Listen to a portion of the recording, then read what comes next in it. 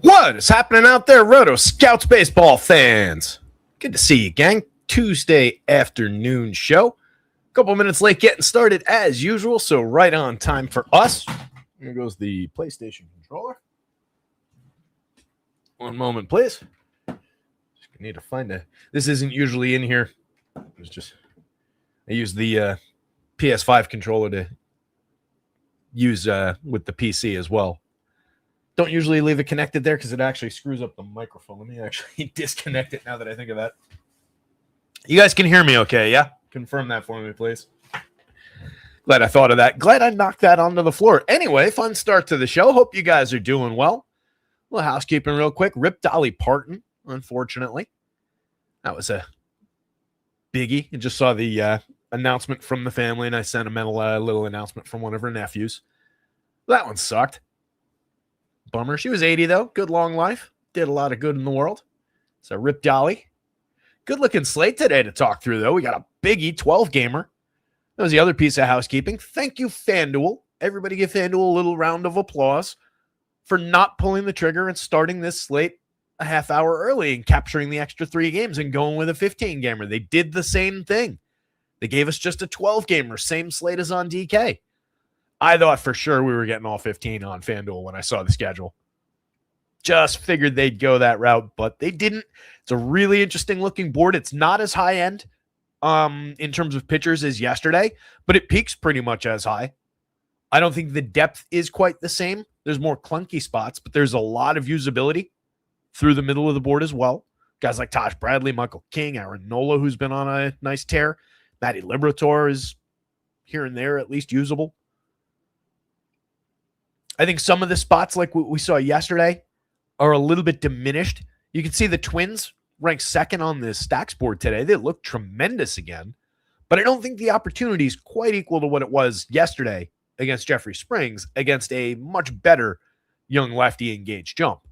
Jump has gotten nailed a couple times, but by and large, pretty good pitcher who's better under the surface than he's been. And we've talked about him a couple times in key spots where an opposing team has looked really good. And he's managed to get out there and do good things against. So not a spot I'm completely in love with as far as how chalky the Twins are going to be, but they do look terrific. That ballpark helps all things. That is, once again, the Coors Field of the slate today. You can see the Dodgers are topping the stacks board here against Bryce Elder. Some really interesting spots. I would say this leans slightly more offensive type slate. Some of those teams up at the top are looking like potential juggernauts against some of those pitching matchups. Yanks getting a rookie who's going to be making a short start in his second start. First one didn't go great. Max Scherzer pushing a lot of love toward Kansas City. Brendan Pfaadt's been pitching really well, but going up against the good Cubs lineup that's drawing numbers against Eileen Cubbies, Chris Bassett on the mound. Will Warren has been backsliding recently. I don't love the spot there for Arizona against Clay Holmes.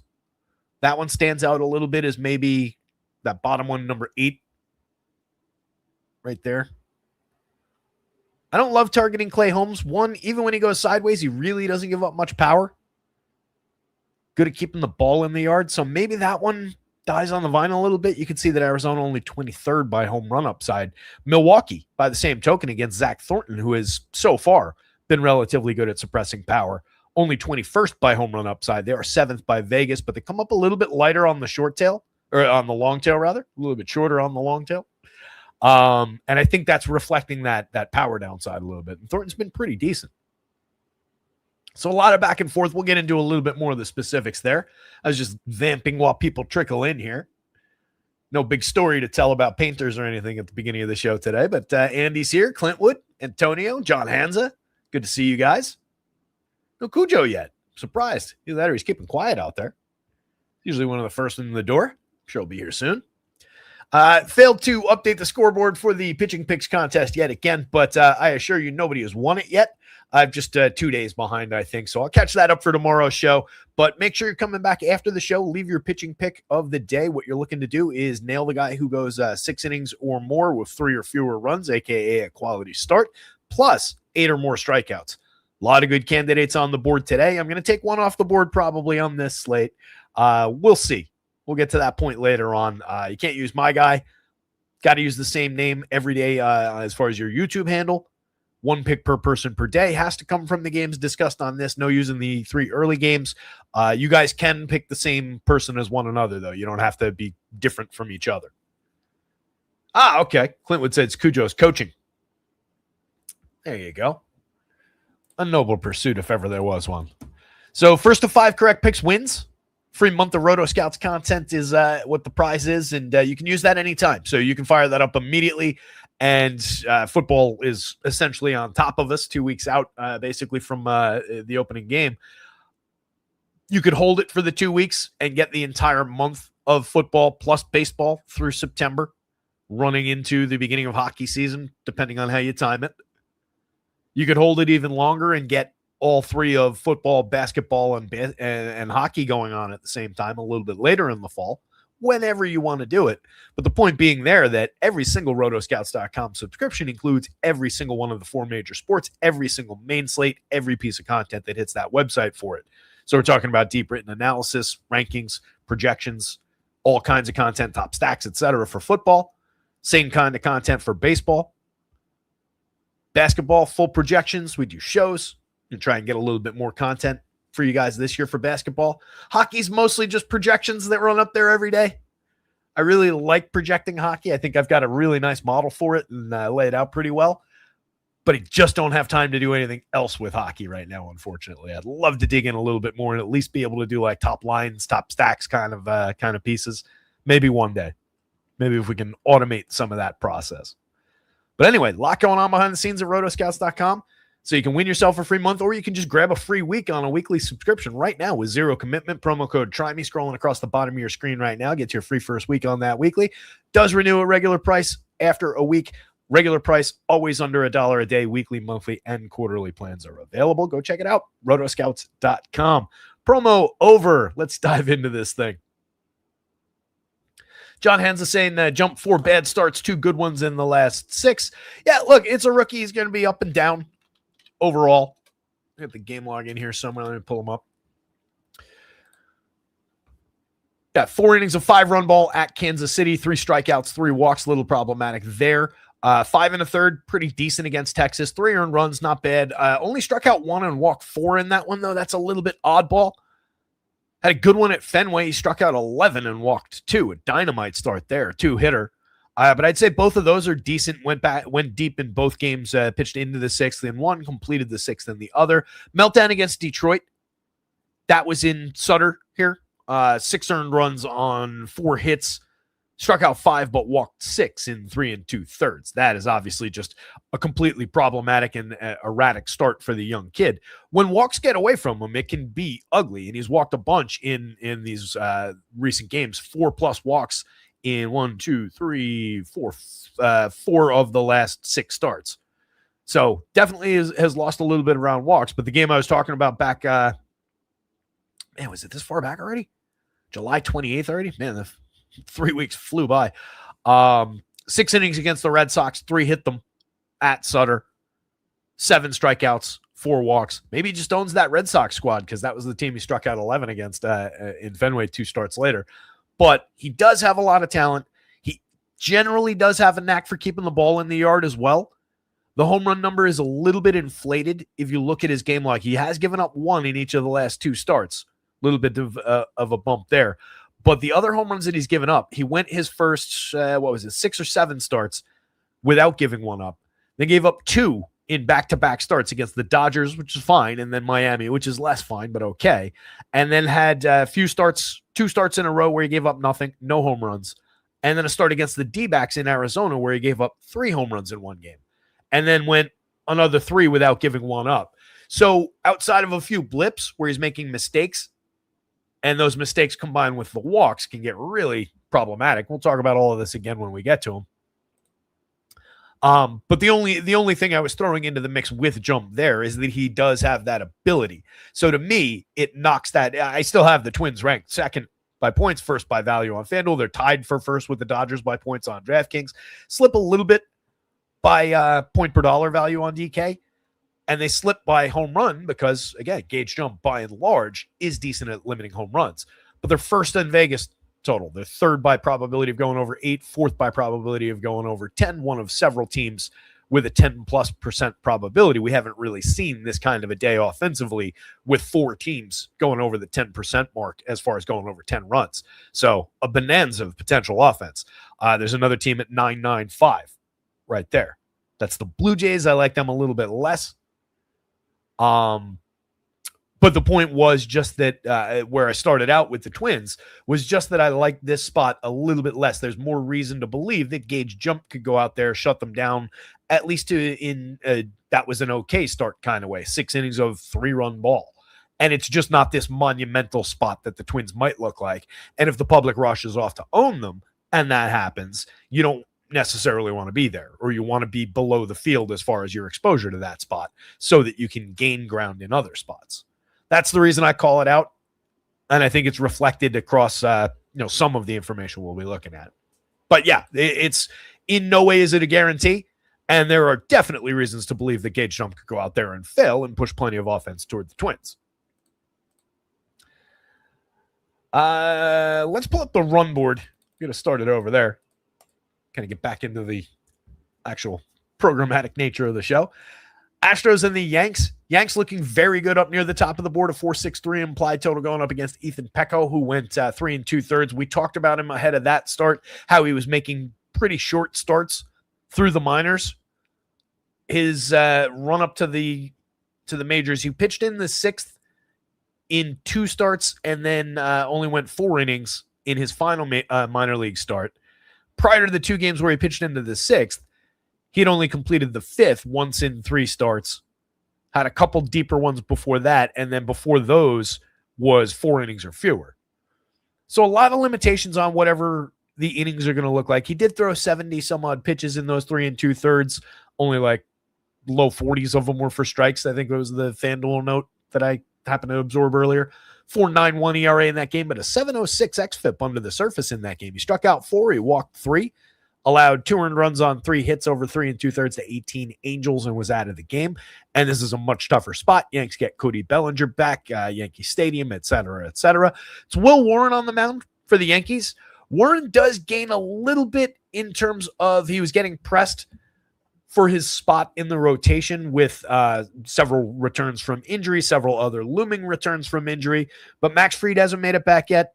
Clark Schmidt hasn't made it back yet. And they just lost Weathers to the IL for at least a couple weeks. So Will Warren maybe feels a little bit more secure taking the mound today, which is good because he's been a mess lately. And I think some of that might have been weighing in on him. Overall, solid 4-5 starter type. Reasonable upside for a handful of strikeouts. Reasonable upside for a decent day against the Astros. Comes in at a fair enough price. But recent form has been really bad, and he's made 2 back-to-back 4-inning starts. Last time out, faced 18 Orioles at down in Baltimore. 2 earned runs on 3 hits, struck out 5, walked 2, gave up a home run, and was out of the game after 4, facing 18 hitters. Not exactly ideal for DFS upside. But a sub-4 implied total for a team like the Astros is noteworthy. The Royals, I think, are a really interesting spot. They're going up against the corpse of Max Scherzer today. Max has allowed a dozen home runs in 11 starts. He's pitching to a 7.40 ERA with a 5.58 xFIP under the surface.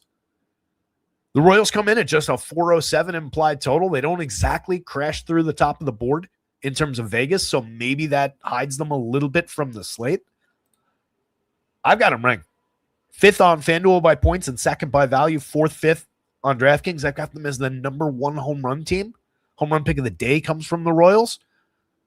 They're 8th and 6th, they're 8th by Vegas total, 6th across the board in the 2 probability categories. They're 20% probable of going over 8 runs, just like a number of teams. They're at 9.25% probability of going over 10. Again, 4 teams over the 10-run mark and another handful of teams right in that range. But they do stand out for a little bit of power-based upside and quality in general. That's a good lineup up and down, regardless of current year performance, just with the tools you've got in there. So, yeah, give me that Kansas City team against Max, and my hope is they go a little bit just misidentified by the field, because I think that Vegas total is, call it that maybe? You can give the Blue Jays that credit or not. But I feel like that's a quarter run low or so. The Blue Jays are pulling a lot of quality. They're going up against Seth Lugo, who's pitched to a 4.71 ERA, a 4.45 xFIP under the surface, has lost the strikeout upside that he once had, which was only ever, middle of the board type strikeout upside. But this year, 111 Ks and 145 and a third. What Lugo does bring to bear, though, is that just ability to pitch, to just give you six plus innings. Even in a clunkier start, the Royals do tend to give him the opportunity to go out there for at least the sixth, if not beyond. Same deal we talk about with Michael Wacha. I just think Wacha is the better of the two pitchers. Lugo just kind of lost in a sea of meh in the middle of the board at best on the mound today. But I don't necessarily agree with the Blue Jays crashing the party at the top of the board. Their 4.53 implied total stands out a little bit on a light day as far as Vegas total. But as we see in the probabilities, there is more upside in those long tails of finding some offense here. And I think it's a really good day for offense. I've got Toronto down here.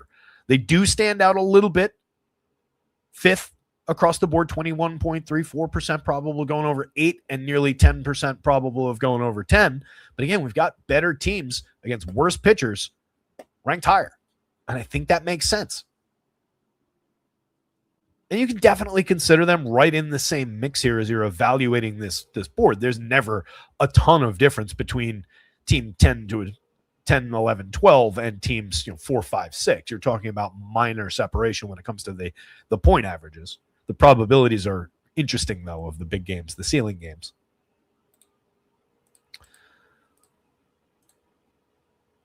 Brewers, Kyle Harrison on the bump, one of the better pitching options on the slate, coming in at a fair price, going up against the Mets, who he's got checked down at a 3.35 implied total. Very gettable Mets squad.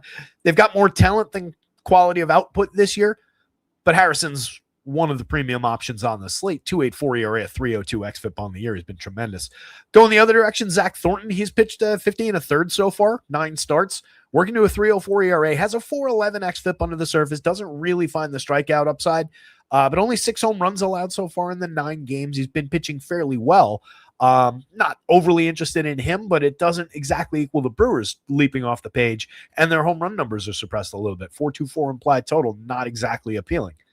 Dodgers, one of the top-ranked teams, or the top-ranked team, depending on which site you're looking at. They're going up against Bryce Elder, who has mostly pitched over his head all season long. We've talked about that a number of times on this show. 3.92 ERA, 4.16 xFIP, 4.57 actual FIP on the season, 113 Ks and 137 and 2/3. He's given up 22 home runs over 24 starts, and now he's facing the Los Angeles Dodgers at a 4.72 implied total.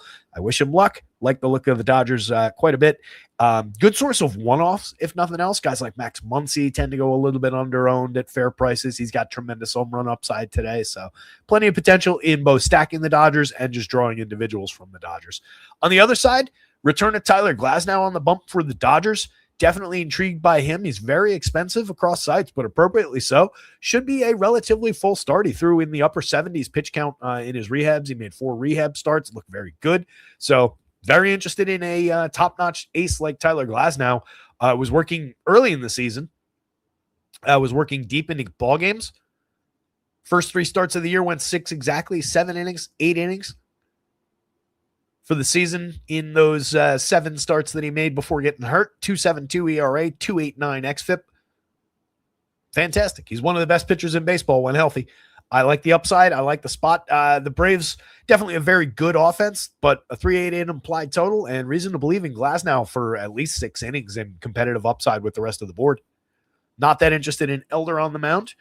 Going down the board here, I'm interested in Jacob deGrom, one of the better projected pitchers of the day. 3.51 implied total on the White Sox side. All we're really seeing for the White Sox is a little blip in power around Munetaka Murakami, Colson Montgomery, the big lefties in that lineup.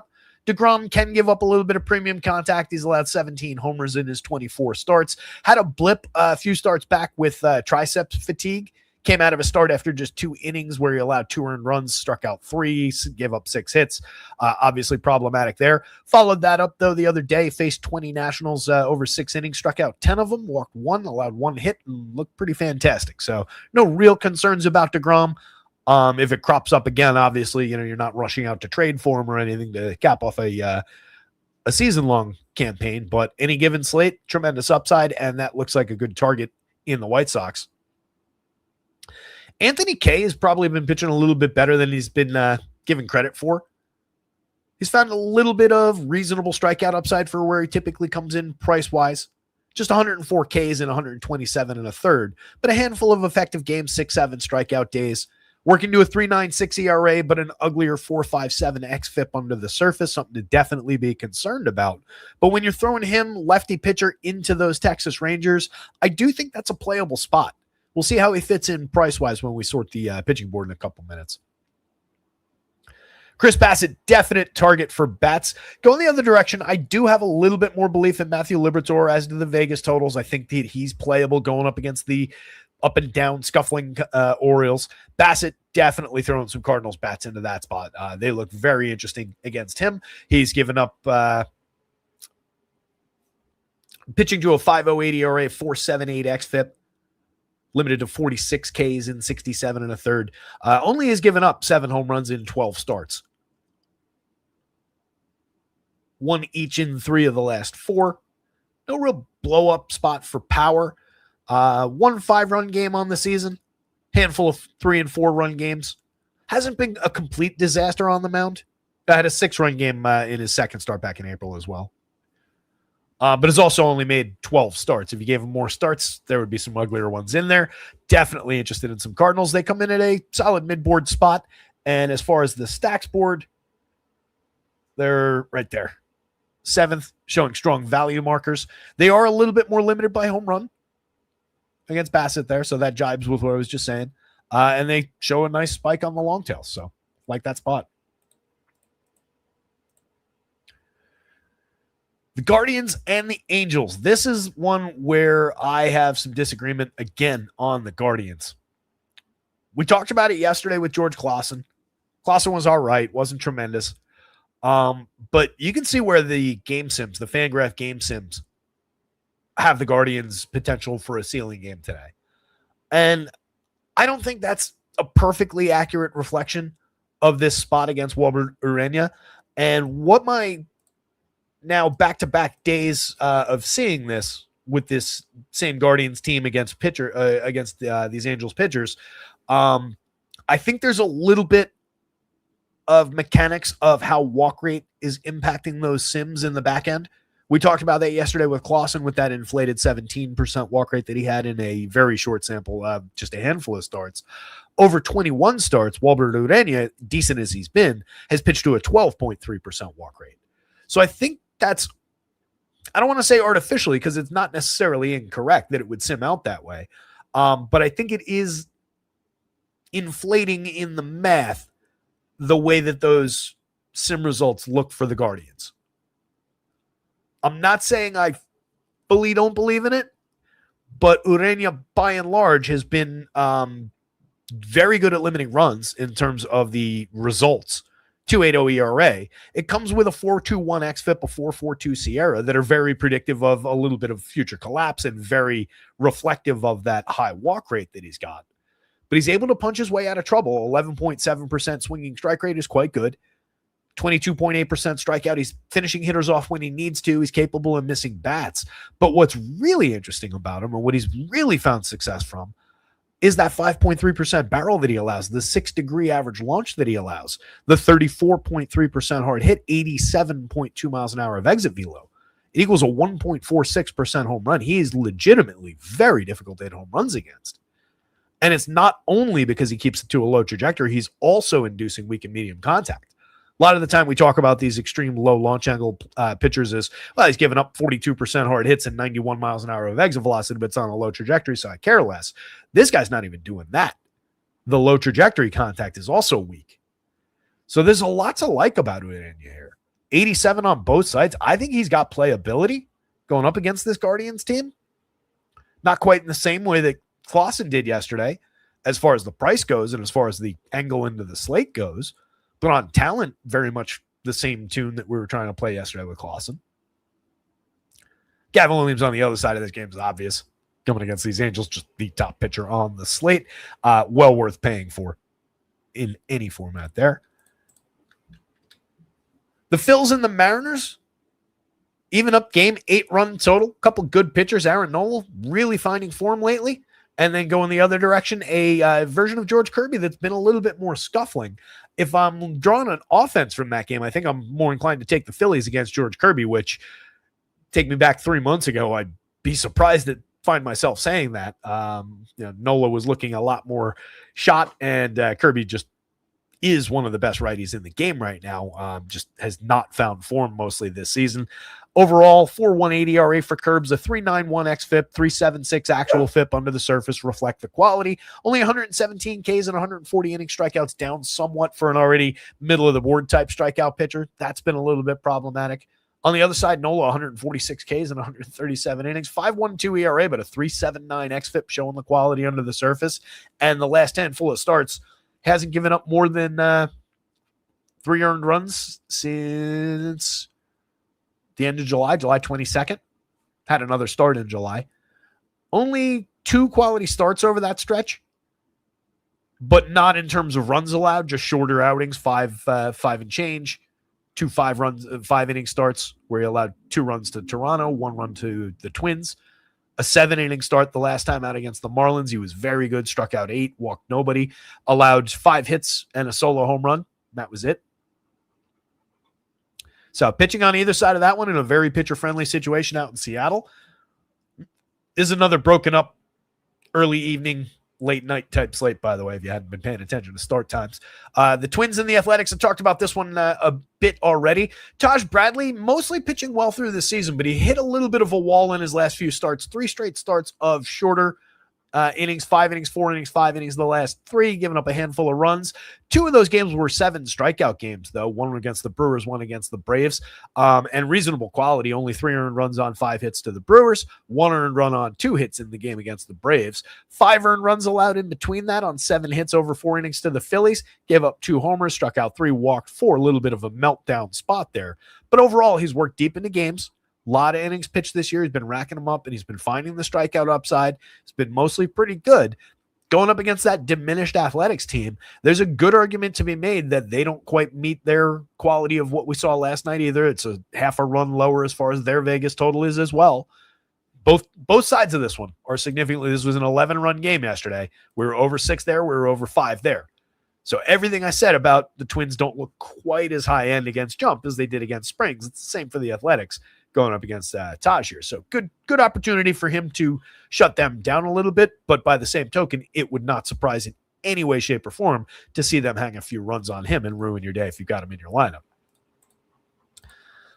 Pirates and the Padres is Paul Skeens. God knows where we're going to get out of Paul Skeens. It's been ugly lately.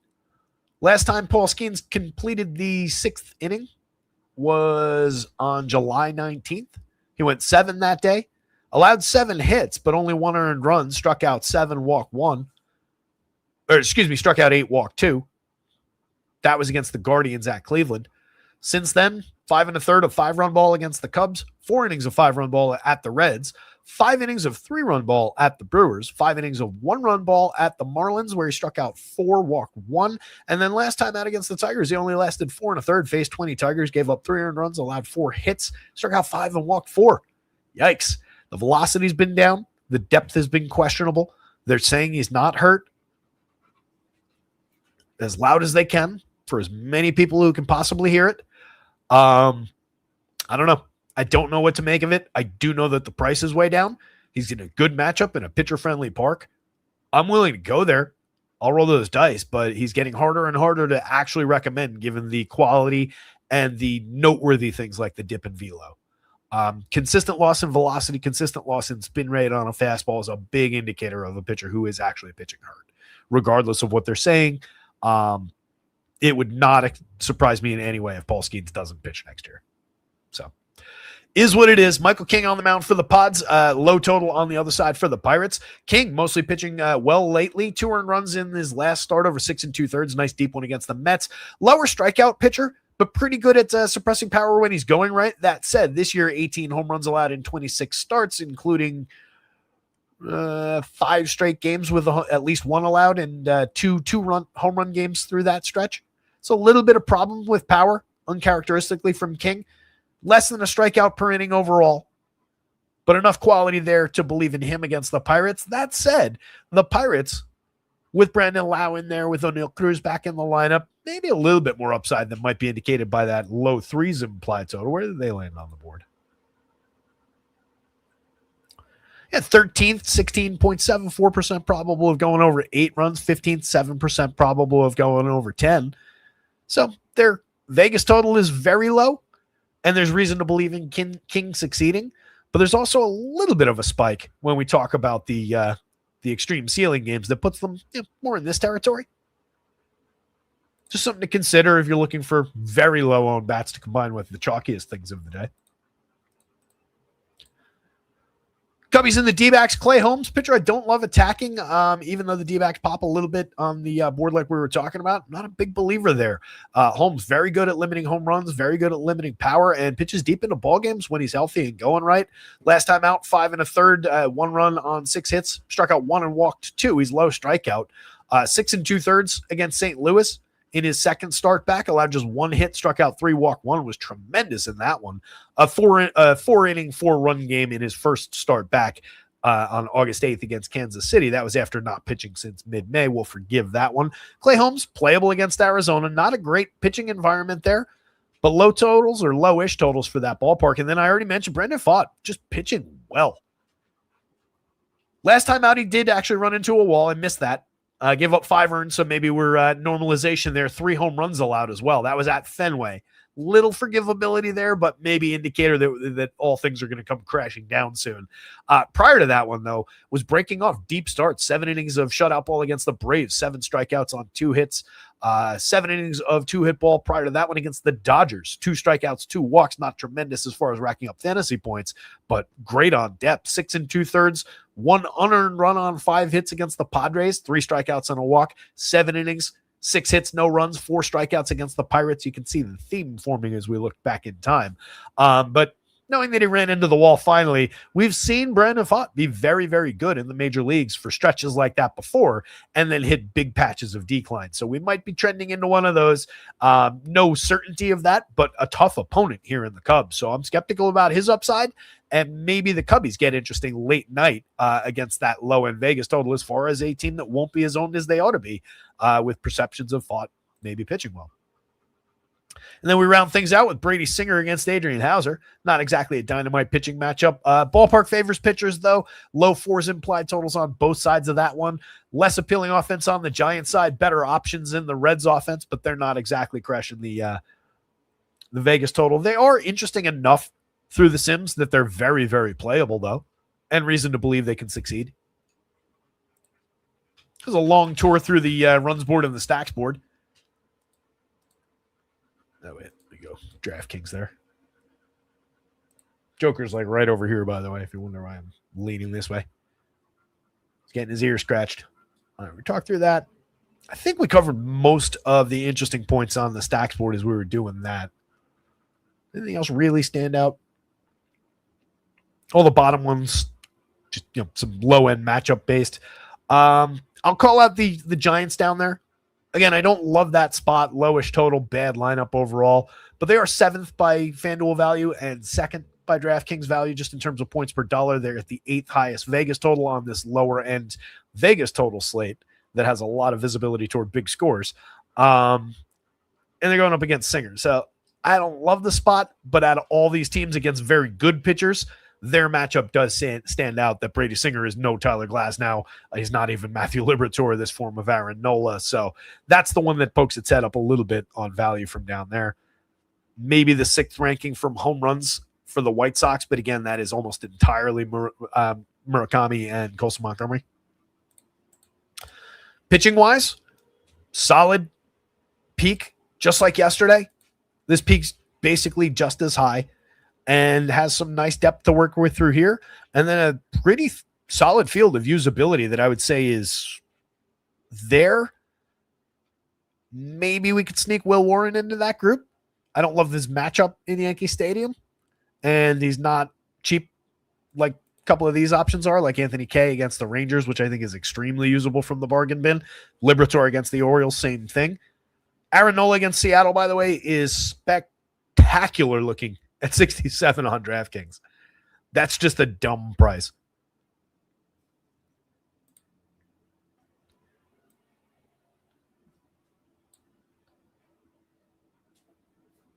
Nola struck out at least 8 in his last 3 starts. 2 of those were only 5 innings as well. He's just been on a tear. And he's been pitching way better under the surface basically season long. 3.79 xFIP under that ugly 5.12 ERA. That's got to get popular. I think people are pretty well caught up to the fact that Nola's been pitching a lot better and that we can target that Seattle team. Even with Cal Raleigh blasting 3 home runs last night. Welcome to the season, Cal Raleigh. Got here before September. You got to give him credit. 85 on FanDuel. Nola looks very good over there, but give me Paul Skeens at 88. I don't think I could resist that. If I don't have the extra $300, though, I'm happy to take the alternative there. A little offset in projection, probably a little offset in popularity as well, though. Glass now looks great. He's just expensive, knowing that while it's not a limitation kind of a against his mean projection kind of a pitch count, somewhere along the way there is a pitch count. It's 90, something like that. Again, in his last rehab, he went into the upper 70s, so presumably 85, 90, which easily a pitcher of that talent, as long as everything goes well, gets him through 6. What you don't get upside for from Glass now that you could out of a Gav, a DeGrom, King, Nola, less so Skeens, is the upside toward that 8-inning or complete game shutout type opportunity. Those are few and far between anyway these days, so no real worries there. Glass now, tremendous talent to throw into Atlanta at any price. 10-6, 10,000 though is a big price tag. Gav is the best option on the slate going up against that heavy strikeout low-end Angels lineup. 11-1, 10-5. Love the option there, and my hope is that he's just difficult to reach price-wise, and by comparison to some of the other guys, it just chases ownership away a little bit. I love that there's a big price gap between him and Jacob deGrom, who looks tremendous against the White Sox. Again, just those 2 power spots showing. But deGrom, 10 Ks in the last start back, erased most of the concerns about any triceps fatigue. Harrison against the Mets looks great for similar pricing to deGrom, 97.95, offset a little bit from Gav and Glass now from similar enough projections with shared upside. Those guys all share the same kind of ceiling with, again, Glass now and Skeens on potential for depth, a little bit offset ceiling-wise. Excuse me. King, good enough. I don't love the FanDuel price at 92, but I'm intrigued on DraftKings at 8,000. And honestly, if you're not going top tier, nice, quick, easy way to offset any kind of popularity concerns and get cheap is just put those 2 together. Michael King for 8 is quality enough to be an SP1 against that Pirates lineup here. And Aaron Nola against that Seattle team is the same thing for 67. That's a crazy good combo. If you're taking Michael King and putting him together with Taj in a dangerous spot, George Kirby at 83, who's been pitching poorly this season but is very good, either of those mid type combinations are good too. And either one of those guys with Aaron Nola, of course, works the same way as Michael King would. But I think the upside of King and Nola there is really interesting. Nola's my go-to as far as the bargain bin, but again, K exists in the bargain bin. Liberator does too. Singer, not so much. It's a pitcher-friendly enough situation, though, and we've succeeded in the past here and there throwing darts at Brady Singer on value, so I wouldn't rule him out. I would even reserve a few shares to throw in his direction in that spot, but he doesn't look particularly good, and he's not as good as these other options. Jump, no thank you in that situation, and a little higher price. Lugo, kind of meh. It wouldn't stun me, though, if Seth Lugo had a low strikeout, 6 innings of effective pitching type day. Elders are pretty firm no. Same thing with the bargain, the guys below the bargain bin down there. Pecco's not going to work deep enough. Scherzer's the target for KC bats. Same thing with Bassett for the Cards bats. And then the guys in the middle. Taj, that's a trouble spot. Much as that Athletics lineup is diminished, much as when we were looking at the runs board, was saying that he could go out there and have a decent enough day against those A's, ballpark, everything about that situation is not great, and the prices aren't ideal. There's just so many other directions to go around that. Wouldn't stun me, though, if Taj went out and twirled 6, even 7 decent innings with some strikeouts. Probably does come with a little bit of run downside. Probably not going to get through clean in that game, in that ballpark. But playable. Thought is a lot of that same stuff. But 77 is at least appealing, and it's offset price-wise from the danger spot with Bradley. If I'm taking one of those two high-danger pitchers, I'd probably lean toward Brandon Pfaadt.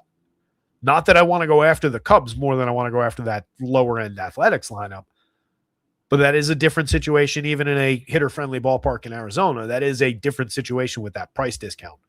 And Pfaadt has very recently beaten some better lineups than that Cubs team. Thornton's playable against the Brewers, but I don't love attacking just that run creation engine, even with a guy who takes away power. They're just so good at getting to first base and manufacturing situations. It feels like a why would we kind of a spot. If he was in the upper sixes, it might be more appealing.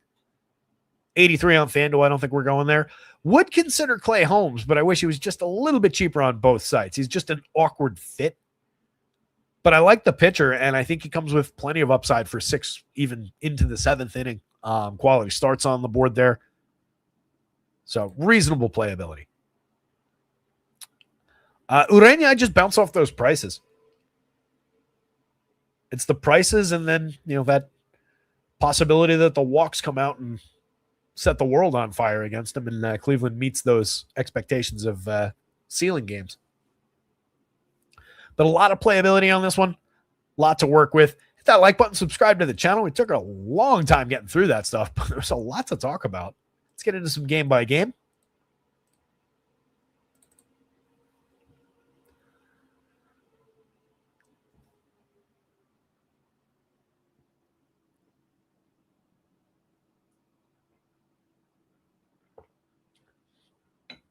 No Cags for KC. I was hoping he'd get in there. He missed the, what was it, Sunday?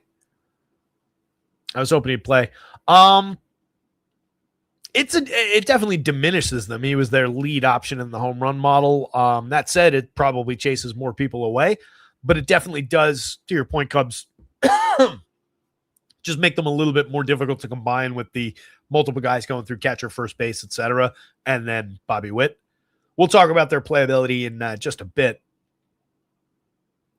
I'm not a big believer in Lib. I think Liberatore is right where he belongs. Honestly, I would expect that I've probably got him at one of the higher projections you're going to find him. 25 FanDuel points, 12 plus on DK.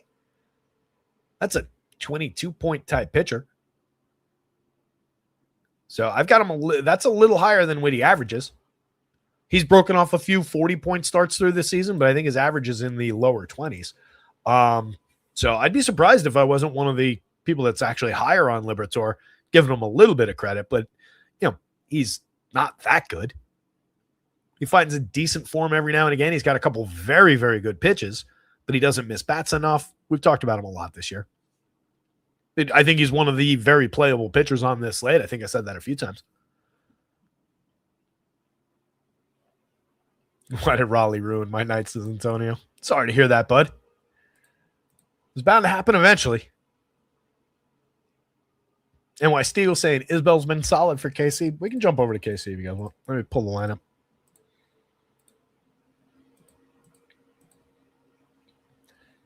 If you guys it's the second game. We were going to get there pretty quickly anyway. I was going to say, if you guys want to like rapid fire questions and stuff, we can just bounce around for an hour instead of going traditional game by game.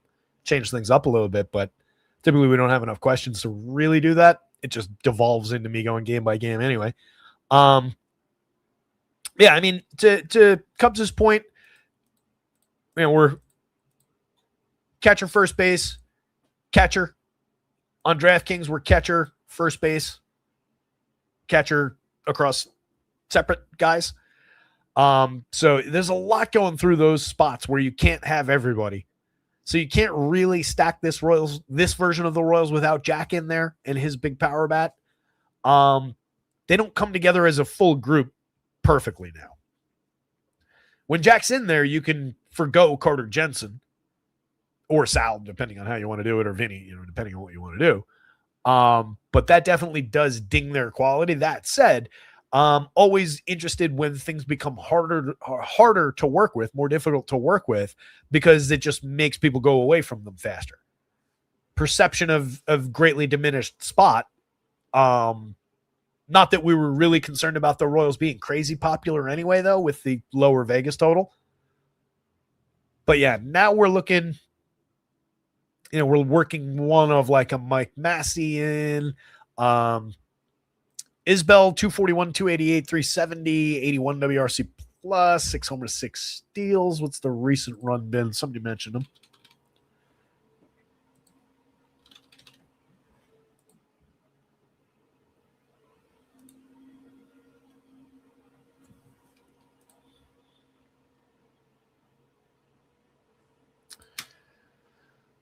Since his return at the beginning of August, 231, 255, 423, and 81 WRC plus, 3 homers, 9 runs, 12 ribbies. We cut that for since August 10th. 3 of those home runs, 8 runs scored, 10 ribbies, 278, 297, 556. He's had a strong 10 days at the plate. Or 15 days at the plate. We're also talking about a hitter that we've seen over multiple years make that kind of low-end contact, deliver these kind of results. 255, 301, 353 with a 79 WRC plus, way below average through both weighted on base categories. 81 WRC plus over 426 opportunities back in 24 with 8 home runs, 11 steals. 5 homers, 7 steals, a 75 WRC plus. So, I mean, that is a consistently below average player. I wouldn't expect much just riding on the back of a strong 2 weeks. You're going to see that here and there from everybody. What I will say is that he is a lefty bat from the bottom of the lineup for very cheap that has any given slate playability. If you're going to this team, that is an option, and he helps you buy something better at one of those positions you might have otherwise filled with somebody who's relatively similar. Mike Massey is not that exceptionally better than Kyle Isbell. He just hits in a better spot in this lineup, fills a better position at second base. They're basically even the same price on FanDuel. That said, Massey is the better player. Don't get me wrong. 275, 307, 444. He's hit 11 home runs this year. He's got a 105 WRC plus. Last year, pretty bad, 277 opportunities. 356 the year before, though, had an adequate season, 14 home runs, most importantly, 190 ISO, handful of extra base hits through there, 102 WRC plus, was a positive contributor that year, and can find the barrel here and there. 7% barrel rates in 24 and 2023 before cratering over that half season last year. Low strikeout, mid walk rate, so he's a guy who puts the ball in play quite a bit. So you get a little bit of upside support for the stack from Michael Massey, hitting behind the guys that you immediately want to get to. So he's my first go-to option as a replacement for Caglianone, which I'll have to do in my placeholder lineup, unfortunately. I like the eligibility that it provides at second base. It's an easy swap out with what I was combining them with anyway. So it's fine. And again, when it gets harder to work with them, I do think that adds to a little bit of appeal against what would have been their public ownership-wise, which I don't know would have been crazy. Max is a target because he's allowed a 9.4% barrel rate. He's allowed 5.94% home runs, which is one of the higher marks you'll see. His stuff is greatly diminished. He's pitching poorly, striking out under 16% of opposing hitters while walking nearly 10%. Pitching to a 7.40 ERA, but a 5.58 xFIP, 5.31 Sierra. He is 2 runs better than he's been, but that's still one of the worst pitchers in baseball. He's just a target. There's a ton of fly balls as well. Just that 19.3 degree average launch is a target. Within that, he has not allowed a ton of premium contact as far as hard hits and exit velocity. So you do run into a little bit of combination of those factors where you could just get fly ball trajectory, cans of corn all day, and the Royals go bust a little bit. That's the one thing to be wary of. It's the one thing that can play against us.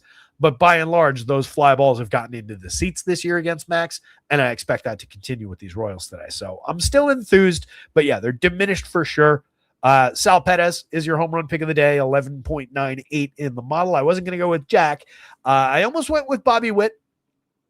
Overall for the season, I don't think I've used Witt this year. He's hit 16 on the year. He's stolen 35 bags, having a tremendous season, 127 WRC plus. Hits the ball very, very hard, but the home run output isn't quite what it can be.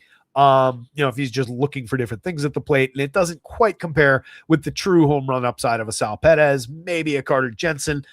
More comparable guy would be a Vinny Pasquantino, who hits a lot of line drives, a lot of frequency of well-struck balls coming out of Vinny over the years. the monster breakout year with a little bit of power upside that we were looking for last year. Just been discombobulated and missed most of this season. 365 plate appearances, 245, 329, 379, 4 points below average by WRC plus, but tons and tons and tons of playability. 9.58 in the home run model, another guy right at the magic number, and he's only 2,800 against the corpse of Max Scherzer on FanDuel, 44 on DraftKings. Your decision point on DK comes between the two catchers, though. I think Vinny's just a natural there. On FanDuel, you can go with both catchers and leave Vinny on the table, so there's a little bit more of a combinatorics to it. I'm still a believer in Sal Perez with just the way that he's still able to strike the baseball. It's obviously greatly diminished and less frequent than in years past, but he's still hit 17 home runs. He's not completely dead in the water at the plate. Carter Jensen gives you the lefty bat, but he's 1,000 more expensive. On FanDuel, he's 100 less. So if you're playing that game, you can take the lefty bat for less, and you take Jensen and Vinny together and grab both lefties. It's one way to go. But Jensen, same number of home runs, 219, 301, 402. It's not like there's anything better going on there.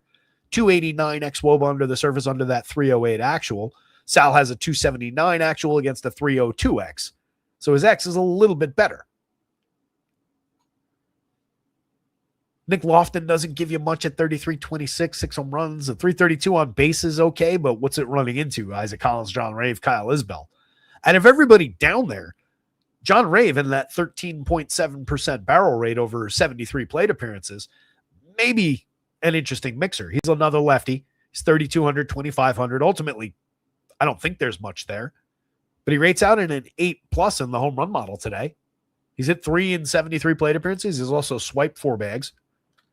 Made 175 plate appearances last year. Sub Mendoza's sub 300 on base, a 65 WRC plus, 4 home runs and 7 stolen bases. Didn't make the contact that he made so far this year in the small sample, but at least had a 40% hard hit rate that gives you a little something to hang a lantern on. Shorter lineup, still a very playable lineup. I like it up at the top of the board still as one of the, hopefully more obscured than they were coming in. They were already showing value. They were already showing home run upside. I don't think that this would change as far as being the top ranked home run team with those multiple guys still above the magic number there and all the struggles Max has had. By the same token, the Blue Jays, one of the top ranked teams as well. They're going up against Seth Lugo, 17.9% strikeout, 4.71 ERA, but a 4.45 xFIP, 4.55 Sierra. Moderate power output against on a fly ball trajectory. Home runs here and there don't surprise. Nobody exactly killing it for the Blue Jays when it comes to home run hitting, though. Kaz Akamoto with 26 leads the team by far. Nobody else in this lineup in the double digits even as far as home runs. So no real worries about Lugo and any kind of power. It's just the limitations of what he's doing strikeout-wise, losing runs, not a lot of quality there. At 6,500 against the low strikeout squad that puts the ball in play like the Blue Jays do, I don't see a ton of playability on Lugo. He's loosely in the bargain bin. 74 on FanDuel, I don't think you need to go there. Blue Jays bats against with Brett Bateman, Nathan Luke's leading off for cheap prices. Either one of those guys, either one of the lefties to start things off in a stack is perfectly fine for cheap. Both those guys are more table setter types, a little bit of on-base skill that we saw earlier in the year out of Luke's. It's cratered to a 312 on base right now, 260, 312, 373, a 94 WRC plus. Limited quality as far as the batted ball events go, but it's slightly better than Bateman, who is just a slap hitter, 305, 344, 390 over 65 chances, a 322 weighted on base, but a 265 xWOB under the surface, beating it out with speed right now, getting to first base before the ball does, but a lot of opportunity for that to crash and burn, and you're rolling him into a struggling version of Vlad Guerrero. 4,200 for Vladdy, 7 homers, 7 steals, 335 on base, over 495 plate appearances. Those totals are Vlad Guerrero. I mean, the 7 steals, whatever, but the 7 home runs, that used to be a month, not most of a season. I don't know where he's gone. I don't know if he's coming back. 334 xWOBA at least to shoot for under the surface. He's gotten very cheap, 4,200. Still the linchpin if you're going to this team. Jesus Sanchez is interesting at 28, 26. Anytime you get him against a low-quality righty, you can take your shot. Hits the ball very squarely, very consistently over multiple seasons.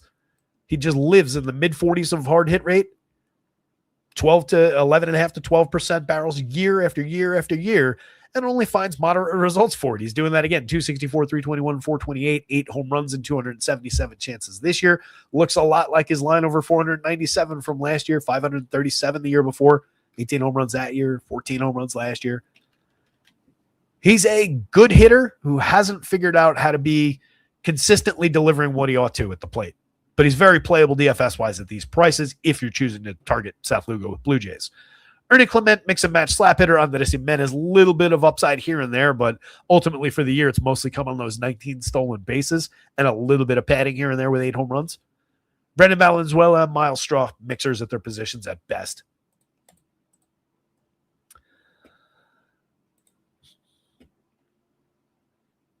I'm going to lean into the rankings here and say it's KC still, even with Jack coming out of the lineup. He was in the projected. I'm going to say KC in defiance of Vegas, KC against Max, Toronto against Lugo, then Lugo over Max, if you had to do that. Moving back up to the first game now.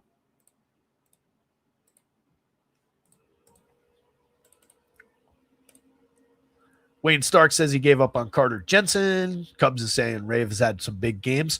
Yeah, again, with the way that he struck the baseball a couple times in limited batted ball events is at least somewhat interesting if we're just hunting for cheap darts from down lineup.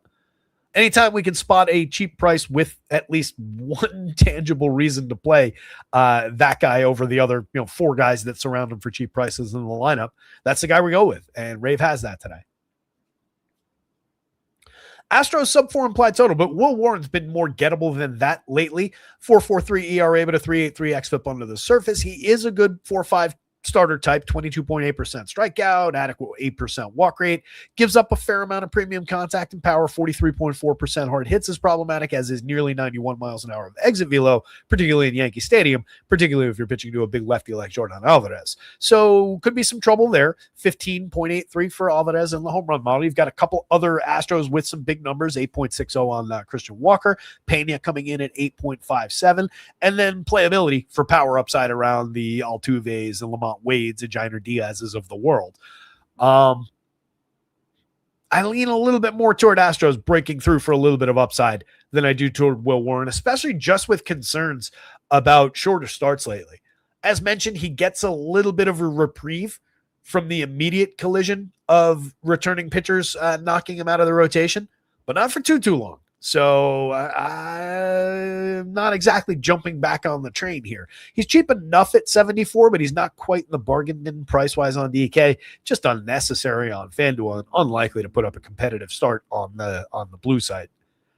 Maybe thin opportunity to put up a competitive SP2 start, but yeah, I just don't see him as cheap enough for that. If you're looking at Stros against, Pena is a priority at 52.36. That's a great way to fill short. 14 home runs, 8 stolen bases, a 127 WRC plus on the year. Jordan is just going to win himself an MVP.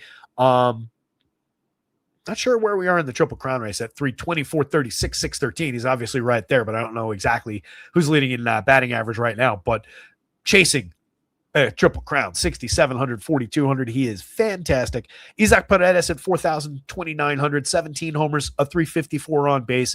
What is his power play in Yankee Stadium?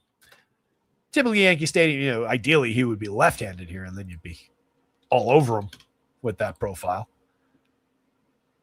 Left field corner in Yankee Stadium is not the deepest part of the ballpark,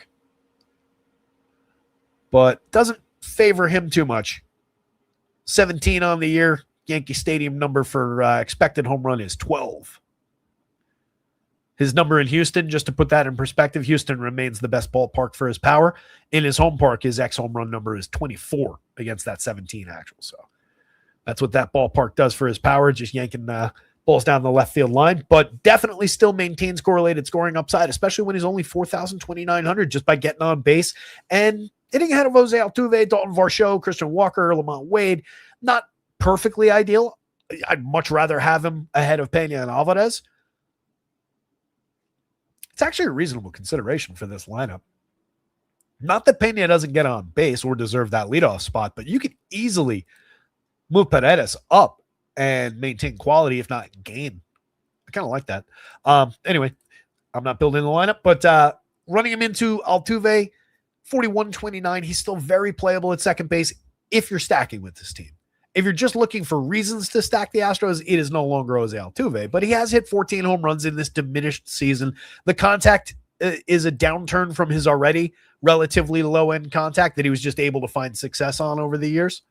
But we are dealing with the clear end of the road coming up for Jose Altuve. Varsho, just a mix and match talent, just another outfielder, really. 436 pretty bad plate appearances, we're being honest. 9 home runs, 10 steals. Not great. Christian Walker at 39, 3,000 provides a lot of power upside. He's hit 23 home runs in 517. He just never got back to that fully reclaimed season. He dipped quite a bit from where he started out this year, but still hanging on to a 109 WRC plus. He is overperforming if we're looking at weighted on base against XWO, but that can be problematic. Down to a 9% barrel, a 41.1% hard hit. The more diminished version of Christian Walker we've seen over the last couple of years has actually gotten worse, not reverted back to the good version, but he's still playable because the price is down. He's also got out, 3,900. Price is down, 3,000 on FanDuel.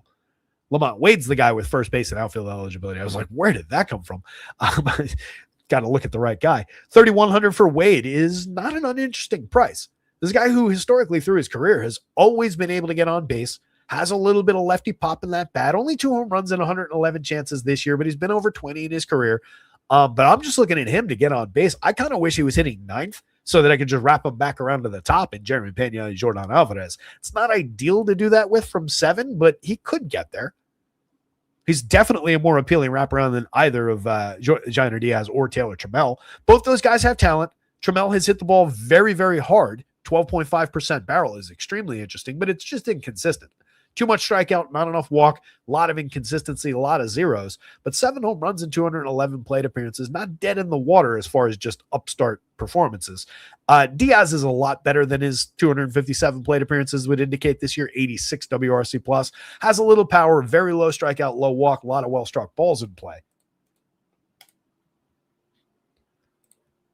Astros are also kind of cheap. Well, you're definitely taking those two. That's the thing. And like, Paredes. I get into some Wade down there. You get the lefty in Yankee Stadium. And then I probably would take Varsho and take the actually, no. Honestly, if I'm building on DraftKings, I might take the $3,000 catcher out of that equation. It's not perfectly constructed, but again, with Wade's ability to get on base, maybe in times where Diaz doesn't bring him through, you do gain correlation back up to the top there. That's a $4,400 a piece, $22,000 total for the 5-man. Yeah, it's not as cheap as it maybe looks there when you're really combining it because you're just taking those two, and Alvarez is extremely expensive. 36 home runs this year for Alvarez, well worth it. Yankees getting Cody back in the lineup, crucial for this team. 4,700, 3,100. He's crucial for us too because he is cheap for the talent. 11 homers, 10 steals, a 117 WRC plus. Great upside in Yankee Stadium, especially against a rookie right-hander who was not good in his first start. Love the upside for Cody to have a great game here. Luis Garcia, another lefty to throw into the mix. Yanks leading off with 4 lefties in a row. In fact, Trent Grisham's been on a tear lately since somebody picked him up in the Dynasty League in a coup. Love it. 4,400, 3,200. He's hit 18 homers, 9 stolen bases, pushing the on-base upside back up, pushing the power back up the ladder. Excellent in all those categories. Double-digit barrels, 46% hard hits, 17.8% strikeout, 12% walk. Trent Grisham, very good power, very good leadoff hitter. Where he's been greatly diminished is in defense. He's become an atrocious center fielder. Ben Rice, 61, 38, 34 home runs, the top power bat on the Yankees, 16.55, at least for a couple more weeks till Judgy gets back. Love the upside for Rice, but it's difficult to get him in combination with other premium bats because of the pricing and other premium bats specific to this slate because of how many key first basemen we have and catchers. Maybe a little bit diminished. Well, no, not really. With Jack coming out, he has first base eligibility, but still colliding with the if you're stacking Yankees and Royals, let's say, like I did, still colliding with the Sal Perez's, Carter Jensen's, Vinny Pasquantinos of the world. But the Yanks do give you a lot of flexibility, especially if you're building on FanDuel. You get the multi-position on Jazz and Luis Garcia between second base and third base for Jazz, first base for Garcia. I don't love Garcia at first, but I like the idea of being able to play him at second and still get Jazzy in at third base because those are two big lefty bats with plenty of power. Jazz fills out counting stats, 18 home runs, 34 stolen bases. Even in a down season, he's going to be over 2020 by a pretty clear margin. Spencer Jones has been tremendous. Don't sleep on Spencer Jones. For one, he and George Lombard have been combining for a lot of run creation lately. 114 WRC plus for the shortstop, 107 on Spencer Jones over 178 plate appearances, but more success lately. 7 home runs and 8 stolen bases. Not bad totals as far as the counting stats go. A 195 ISO, so you're getting some extra base hit upside in addition to the power, to the home run power. 324 weighted on base against the 318 xWOA. It needs to improve for sure. Still too many strikeouts against not quite enough walks, but we're trending toward like 3 true outcomes hitter, which is what he is with some stolen base potential. But what is very interesting about Spencer Jones, and if you've been here recently, I've highlighted this a few times, over this first 178 plate appearances in the show, he's making utterly elite level contact, 14.7% barrels and 56.8% hard hits. That is premium. So 3,100, 2,700, he is mispriced against the quality of batted ball events that he's providing. And I say that in present tense, providing, not could provide one day. That is what he is doing. The nature of his batted ball events is extreme for fantasy point creation.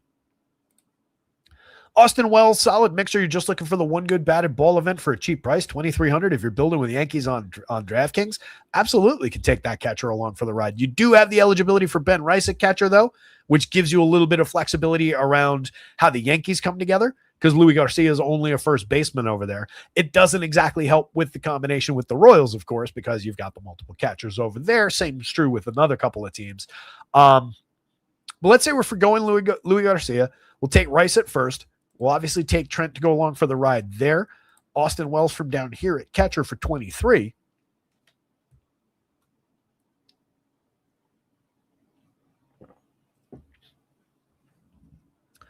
And then I get Jonesy in there at 31. I've used, what do I have? 1, 2 of my outfield spots. So my target there, obviously, as I was doing that, was getting to Cody Bellinger in combination at 47, and really it's pretty cheap. 41.20 a piece for the 5-man, 20,600 total. And I'm getting Grisham, Rice, Bellinger, Jones, and Austin Wells as a wild card. That's a good Yankee stack. 463 implied total for the Yanks. Yankees bats up top, followed by Astros bats, followed by Will Warren on either site, but probably unnecessary on either site. Ethan Pecco, I don't think, is on the board at any price. I just don't think you're getting any kind of depth. Even if he pitches great, you're probably looking at 5 innings max.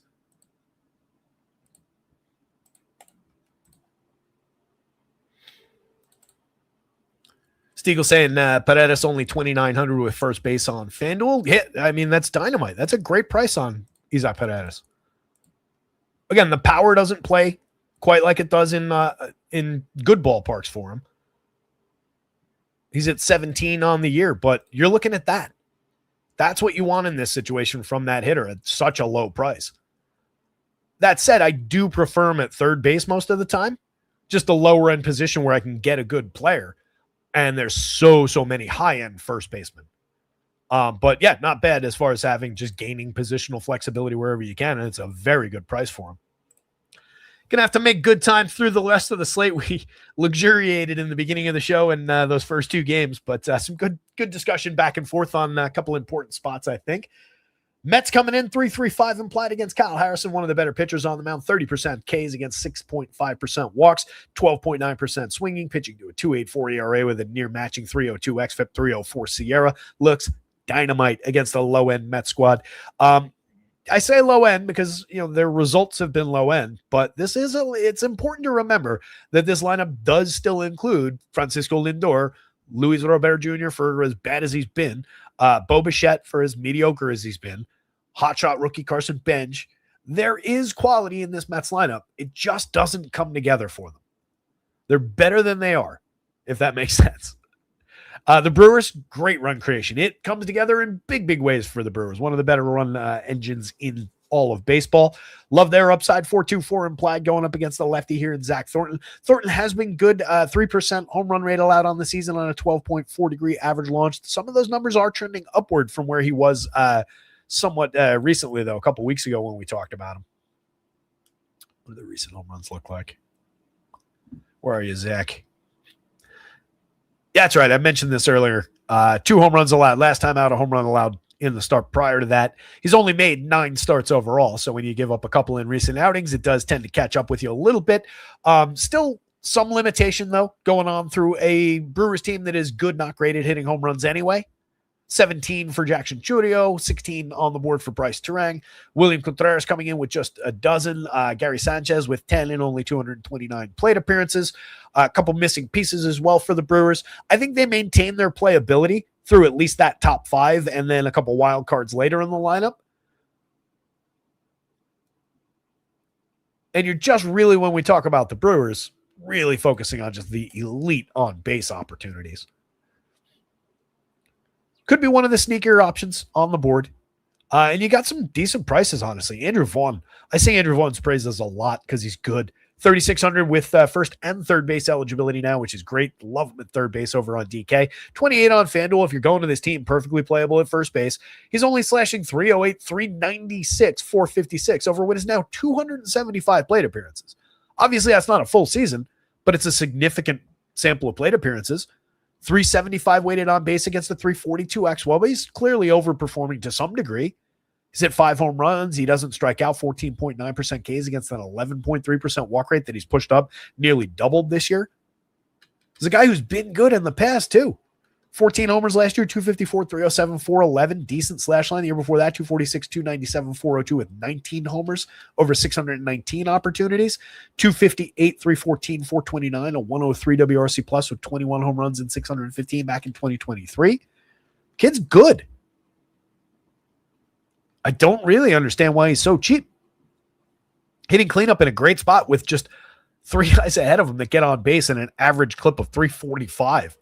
Just a dynamite spot for driving runs in, if nothing else. Gary Sanchez, major power, always has had it. That said, in this spot, even against the lefty, it is noteworthy that a guy like Gary comes in at just a 3.81. A little bit of a reflection of Thornton maybe having the quality to limit power. No issues with the pricing on Chourio and Turang. Down lineup, we get Luis Lara, solid mixer, 259, 331, 380 over his first 121 plate appearances. Some decent batted ball events, low strikeout, decent walk rate. So he's providing quality, kind of fitting right in with the team theme of just getting on base. Garrett Mitchell hits the ball extremely hard. We've talked about it all year. He's still only got 9 home runs on the board, 12 stolen bases, but gets on at a 360 clip. Just like everybody else, he's on base all the time. And he's got major breakout potential given the way that he strikes the baseball. Any given slate, monster upside, way too cheap for what the talent actually is, what the potential for quality for DFS point creation is. A lot of strikeouts, but a fair amount of walks in his game. Joey Ortiz, entirely skippable mix and match type guy. Same thing with Cooper Pratt. We were expecting a little bit more from Pratt. That said, he is getting on base at a 331 clip. It's resulted in just a 90 WRC plus for him so far, but at least something to maybe grow with there and reason to believe that he could be a successful wraparound guy if you need him. Mets looking very low end as a stack against Harrison, one of the worst ranked on the stacks board. If you're going there, Lindor's a priority in any situation. 42.32 remains fairly cheap, particularly that DraftKings price is very, very cheap for Frankie Lindor's quality. 12 home runs in 322, a 107 WRC plus, striking the baseball well, not striking out, drawing his walks, doing Frankie Lindor things. Bo Bichette at 266, 312, 395. Just nothing special going on this year with Bo. 14 home runs, 96 WRC plus, below average. Carson Bench has been really interesting, though. Good rookie. One of the bright spots for the Mets. 16 homers, 19 steals, a 337 on base, 114 WRC plus. It's fair to say he's been their best player. Some people in some corners that I'm not prepared to look into are calling him the next PCA. Breakout. I think that's just because the Mets, once upon a time, PCA, so on and so forth. 3,200 for Lou Bob's awfully cheap, though. 2,800, same thing. Hasn't been good this year, hasn't been good in a while, but the raw talent remains tremendous. Eric Wagaman, mix and match piece for very cheap across sites. 2 home runs and 50 plate appearances. Just a righty to throw into the mix against Harrison. 514 opportunities last year, pretty low end, 250, 296, 378, 9 home runs. Jared Young gets you a little bit of left-handed power upside, but I don't love the opportunity here against one of the better lefties in baseball. Semion's been dead all year. Luis Torrens is here for defense. AJ Ewing does give you a little bit of upside around 7 home runs, 18 steals, a 318 on base. Down to a 92 WRC plus, though, in a little bit of a swoon that's damaging his rookie year campaign here. It's Kyle Harrison, Brewers bats. I guess Thornton, but not really at those prices. I don't really see much relevance there. And then Mets way down the board. Dodgers, one of the prime spots on the slate. No Bell for Minnie. That sucks. Got to move my lineup this week. Shit. Tyler Glasnow, 10,000, 10,600 on FanDuel. Very expensive for a guy making his first start back, but again, was working deep into the rehab starts, went 70, I think it was 77 pitches deep into the last one. So 85, 90, more than enough to get him through 6, more than enough to find strikeout upside, especially if things go well as far as limiting runs, not walking anybody. He is one of the best pitchers in baseball when healthy, full stop. On the other side, Bryce Elder, he's a target for Dodgers bats. 472 implied total for Los Angeles. Shohei Ohtani at 6,500, 4,100, carrying a 13.92 in the home run model. 30 home runs on the board coming into action today. A 407 xWOBA under his 393 actual. He's technically underperforming if you hadn't noticed, but still just one of the best players in all of baseball, if not the best. Max Muncy, a couple spots down the lineup, 10.64. in the home run model, the other guy over the magic number with 2 guys right there in between him, Freddie Freeman and Mookie Betts climbing back up the lineup. Max, though, 4,800, 3,300. That's really cheap for a guy with 26 homers on the board, a 349 on base from the left side against a weak righty. Bryce Elder, 13.4 degree average launch. He hasn't given up a broken number of home runs, 3.80%. 4 is where we start talking about your home run problem. So we're trending toward that while not being completely broken, but there are indicators that we could get there. That is a fly ball-ish trajectory. 40.7% hard hits. 40 is our threshold for you got a problem. 90.2 miles an hour of exit velocity. 90 is our threshold. Just hasn't exactly collided with the well-struck ball on the right launch angle to really break the home run model or the home run number on him. But the potential is there. And if anybody's going to do it, it's these Dodgers. I love the look of Max Muncy against this pitcher. And I think we maybe pick him off a little bit lower on than he ought to be. Maybe it's a source of one-offs, like I said about the Dodgers earlier in the show. Expensive one-offs to just differentiate a lineup of some other kind of chalk where you're taking piece of chalk, putting things together in different ways than other people are. I think could provide some intrigue there. Mookie is the same thing as far as that kind of a tool goes. 4,000 is very cheap. At shortstop on DraftKings, 31 on FanDuel. He's hit 16 home runs in 395 opportunities this year. He's got a 326 xWOBA that reflects some of the quality. The batted ball events are a little bit higher quality this year than they've been the last 2 seasons in terms of well-struck balls. Still very low strikeout, 11.4%, 7.1% walk. So you got a ton of balls in play in the heart of the Dodgers lineup for that cheap a price at a key position like shortstop. There's a lot to like about Mookie in short stacks, in one-off situations, in full stacks. Tommy Edman, solid mixer for a fair price in both sites. I like him a little bit better with all that positional flex on FanDuel. 203 pretty good plate appearances, 110 WRC plus in excess of everybody down lineup, including Kyle Tucker, who 506 plate appearances deep. We haven't seen him yet this season. Maybe he'll arrive the day after Cal Raleigh did. 3,800, 3,000. He's gotten very cheap for what we know Kyle Tucker's talent is, but it has been very bad this year. 94 WRC plus, 326 xWOBA under the 309 actual. His xWOBA is barely above average. That's how bad he's been. Alex Call, Alec Thomas, Hunter Fiducia, mixers for cheap prices down lineup to save time. Any one of those guys can land in any Dodger stack for cheap. Those are not your ideal targets, but any one of those guys could contribute loosely. Fiducia is probably the least appealing as far as likelihood of contributing for offense. On the Braves side, I'm not really looking to target Tyler Glasnow here, but if you do, I would say that Matt Olson is an utter priority Take the big lefty with all the power in the world, 333 on base to go with his 36 home runs at 133 WRC plus. Ronald Acuna Jr. is a superstar that you take every time you go to the Braves if you're only building one lineup. I mean, you know what I mean. Not literally every, but so on, etc. 13 homers, 17 steals, their best player, one of the best players on the planet. Drake Baldwin, not a bad way to fill catcher. 4,900, 3,400 at 21 home runs on board with a 351 on base, 121 WRC plus. But he's facing Tyler Glasnow. Not ideal. You do at least get lefty upside there in the matchup, though. Michael Harris, a couple spots later, another lefty with some power upside, 21 home runs. The overall slash line is diminished a little bit from where it was earlier in the season. He's scuffled somewhat over the last month plus, but still carrying monster premium contact numbers, still carrying a fantastic slash line, over 500 plate appearances. And the price has come back down. 44 is cheap. 3,000 is cheap for what he's been this year. Ozzie Albies extremely playable at second base. Solid season underway, back to 20 home run output, but down to a 97 WRC plus. We've been talking about the looming decline for Ozzie that was sitting there, given the overperformance, 315 weighted on base against a 283 xWOBA. Austin Riley, greatly diminished season, 15 home runs. He has been pushing the premium contact gradually up the board, up to 12.1% barrels and 45.8% hard hits. The last month has been better for Riley, but it still hasn't been good.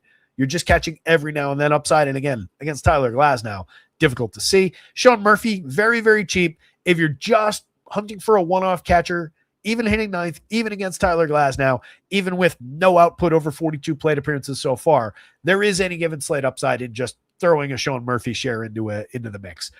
Not overly appealing, not a reason to go grab the Braves, not a reason to even go grab Sean Murphy outside of, damn, I put this thing together and it looks perfect. I love these bats. I love those two pitchers. I left catcher open and I've only got 2,100 left. That's when you think Sean Murphy. Only in that situation. But once upon a time, a very real, tremendous power bat from the catcher spot. Dodgers bats, Tyler Glasnow, only because there's that little potential for his ceiling to be clipped. Not as mean, though. Braves bats over Bryce Elder, but neither of those looks all that appealing. Rangers, White Sox, mid-threes implied totals on both sides of this one. Love the Jacob deGrom spot there. 30% strikeout against 6.2% walk, 16.1% swinging strikes on the year, 3.77 ERA, but a 3.07 xFIP, 3.05 Sierra. It's been pitching better under the surface than on the surface, on top of the surface, whatever the hell I'm trying to say. Monster as far as all 3+ categories. Look how good Jacob deGrom actually is still. One of the best pitchers of his generation, actually the best pitcher of his generation. Every single one of these pitches is well above average. You just don't see that, guys. This guy is so good, and he's still that good. Had that short start with the tricep soreness, came back from that one, 6 innings, 10 strikeouts. Love the upside against the White Sox, that low total. The only danger spots, you're seeing a little bit of power upside there. Every now and again, deGrom, 45.9% hard hit. This, and that become concerning, equaling a little bit of barrel upside, but he manages it. And even when he gives up the long ball, there's so few guys on base that it mostly doesn't matter. Every now and then you can run into some downside. I consider it pretty unlikely here. Love the option at a little bit of a price discount compared to the other top-end pitchers. Anthony K at 66, playable out of the bargain bin. At 8,000 on FanDuel, meh. 18.4% Ks against an 8% walk rate is okay, but it's only a 10.4 strikeout minus walk. Let's be honest here. 4.57 xFIP, 4.44 Sierra. This is a mid-fours type pitcher. He's just pitched well in comparison to that price tag as a bargain bin SP2.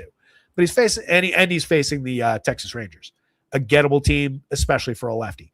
Corey Seager's been surging lately, though.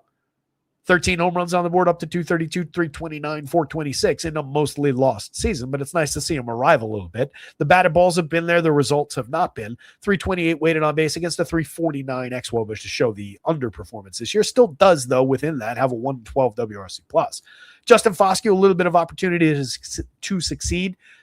Good batted ball events from the right side. Very cheap at second base on both sides. 8 home runs and 183 chances. Not bad. Wyatt Langford, one of their better bats, 15 homers, 10 steals, righty bat, 121 WRC plus, fire away against the lefty. If you're going to this team, Wyatt Langford would be one of the reasons why at 5,000, 3,400. Those are reasonable prices. Nimmo, not a bad option here. Lefty with a little bit of power upside, all that premium contact that he's made all year long. The results have been kind of mixed. 13 homers, a 110 WRC plus. That intriguing 357 XWOB is still staring us in the face for a very cheap outfielder on DraftKings. FanDuel, he's just moderate price, 3,100. Take it or leave it, but DraftKings is a very cheap price. Ezekiel Duran, solid mixer, utility type guy, 14 homers and 10 stolen bases, though, having one of his better seasons. Jake Berger's got power. Still shown in that 10.9% barrel, the 46.7% hard hit, 22 homers. You just don't look at the rest of the slash line. Logan O'Hoppe on this team now still has a little bit of barrel-based power upside, 9.7 this year, as down from 13.3, 12%, and 15.6 the last three. It's resulted in only 4 home runs this year, so a little bit difficult to see now, but the price is way, way down by comparison to the version of him that was hitting more consistently for power. Cody Freeman, Danny Jansen, just mixers. Jansen's got a little pop in the bat, but also has not been apparent for him. It gives you a little collision with Logan O'Hoppe. Can't get them both. Certainly don't want them both. Over here, definitely don't want them both. I'm not that interested in White Sox, but when we're considering the mid-threes totaled teams, the lower looking kind of teams, I think around those power marks and some of the quality of guys like Sam Antonacci, Miguel Vargas, the obvious bats in that lineup, they're not unplayable. They're one of the more interesting sub-4 teams. I'll give them that much. It's not out of the question they can find some success, but he's going to have to be on base multiple times for it to happen. He's going to have to go deep. He's going to have to do something other than swing at balls that are 15 feet away from the plate. Monster power upside, obviously, for Colson Montgomery. 27 homers on the season, but inconsistent. 211, 289, 426, 34% strikeouts, and 8% walks. That is a target for Jake DeGrom to sit down a few times. His price is way down, though, at 43.31. Still carrying a 10+ in the home run model. So you need the power upside out of those two, and then the associated players right around them have to succeed. And it's basically everybody from Sam Antonacci to Chase Meidroth. Apologies to Tristan Peters, Brenton Doyle, and Drew Romo, but they're just less relevant. That's your stacking group. Best of luck targeting Jake DeGrom with him. Braden Montgomery hasn't delivered the quality, but there is talent there. He's very cheap, switch hitter with a little bit of upside. 41.2% hard hits, but hasn't found the barrel. Is drawing walks, but Jacob DeGrom doesn't walk anybody. Chase Meidroth, put the ball in play, maybe find your way to first base, but now you got to clear 3 hitters to get him back to the top up there. So he's the least appealing out of those guys. He's just just playable at second base for cheap pricing and is having a good year. Don't get me wrong. 12 home runs, 342 on base, a 110 WRC plus, just runs into limited quality. Brenton Doyle's a great pickup for this team. He plays Gold Glove, fantastic center field defense, a former 2020 guy with a lot of talent and a lot of quality in the bat, as you can see from double-digit barrel rates, 40+% hard hits each of the last 2 seasons, but the results have been greatly, greatly diminished over the last few years. So needs to find form, especially because I had to take him on for salary reasons in a trade and have to have him next year at $22 against my cap. So get your shit together, Brenton Doyle. If I'm playing somebody from those final 3, it probably is Brenton Doyle, just for that once upon a time upside. Jacob DeGrom with a bullet. Anthony K on DraftKings for value. Probably Rangers bats against Anthony K on either site, followed by White Sox bats with just a little bit of upstart potential. And then Anthony K on FanDuel just kind of falls by the wayside. 8,000, I don't think we need him.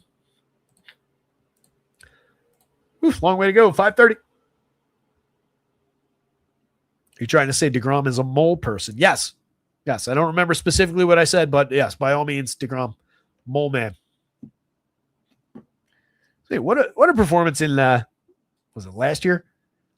That Fantastic Four movie? Underappreciated because they cut a lot of it apparently, but Paul Walker Hauser, this mole man, just a great couple of minutes in that movie. He's a funny dude. He pops up all over the place lately.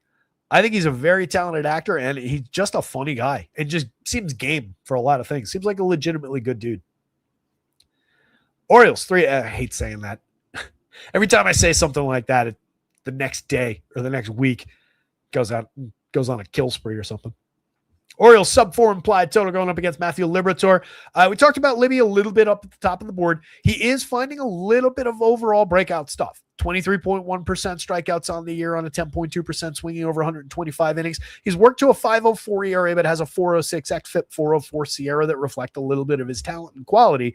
It's kind of where we were last year in terms of the run numbers. He did, though, see the uptick in strikeouts, a little bit more than he had in 6 starts 2 years ago. Certainly more than the 11 starts back in 2023, but we just haven't made gains where we need to around some of those runs with reliability to get him to that next level where he's more reliably playable.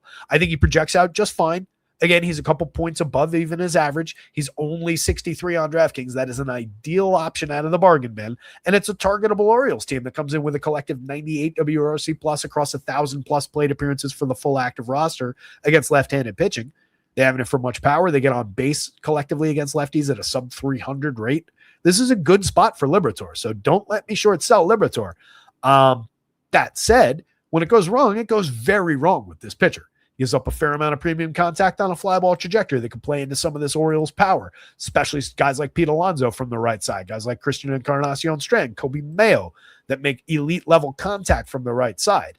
Even though this team has found inconsistent results overall, there's a tremendous amount of righty power that they bring to bear basically every slate. No Tyler O'Neill in the lineup today, kind of surprisingly, but still a lot of present righty power. So it's in no way a safe spot for Libby. I think he's mostly unnecessary at 81 on FanDuel. It's just easy enough to reach the top level pitchers on that site. And you've got plenty of similarly priced guys like Nola. I don't know about Thornton, but maybe Clay Holmes, so on and so forth. He's playable, but I don't think he's necessary.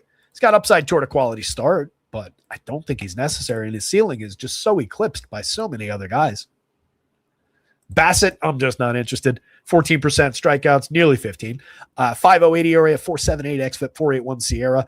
Giving up just a 4.4% barrel, limiting the hard hits and premium contact. The exit velocity is only 87.9 miles an hour. It's limiting as far as home run output goes. 2.27% home runs. Last year, that was 2.99 in 31 starts. 2.37 over 31 starts the year before. So that is the one ongoing still positive attribute for Bassett, is that he clips power a little bit. This Cardinals team,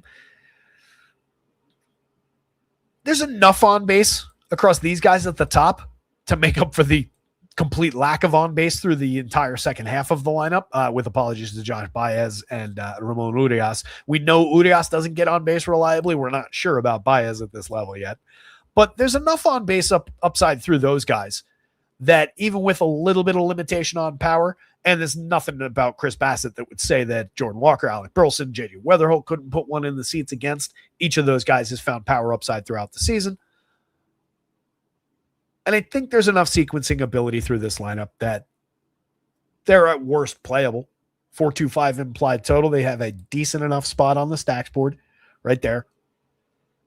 And they're showing a little bit through the ceiling opportunities as well. 20% probable of going over 8, nearly 9% probable of going over 10. Competitive with everybody that's not the Dodgers and oddly the Guardians. Again, I think there's a reason for that Guardians one if you weren't here when we talked about that before. O's bats, if we're looking to attack Liberatore, which is not out of the question. Everything revolves around Pete Alonso in that scenario. 30 home runs on the board this season. Nice surge lately. 371 weighted on base against a 393 xWOB, a 142 WRC plus. Still every bit the superstar that he's always been. 57-37. Price is a little bit cheap. Gunner, 5,000, 3,120 homers, 10 steals. Still, one of their best talents, but it is a greatly diminished season overall. That said, throwing him into Liberatore, even lefty-lefty, not exactly a problematic matchup. Jackson Holiday maybe struggles a little bit more with the matchup. Again, Liberatore does have a couple very, very good pitches to deal with. 3 well above average pitches. It's just everything else doesn't really work. But Holiday, talented as he is, reason to believe that there is upcoming upside for him going into next year. He's a bolt-on piece because he's very cheap at second base, but that's really all he is here. Kobe Mayo is probably more intriguing. Righty bat with premium power and premium contact. 12.4% barrel, 48.8% hard hit over 340 opportunities. 17 home runs, not nothing in a half a season. It's just everything else is an utter failure at the plate in terms of the consistency. 225 ISO is very appealing, though. A lot of extra base hit potential. Christian Encarnacion Strand blasts baseballs. 17.1% barrel, 6 home runs, and 104 opportunities since coming back to the show, giving this team a little reason to believe that the talent that we saw once upon a time while with the Reds organization is actually in there still. Sammy Basayo from the left side, lefty, not ideal for Basayo, but 13.2% barrel, 45.8% hard hit, 17 home runs, not bad. Christian Franklin, Dylan Beavers, Leonardo Taveras, down lineup mixers. On the card side, again, you're prioritizing the top-end bats here, but there's plenty of playability around Joshua Baez. 39 home runs.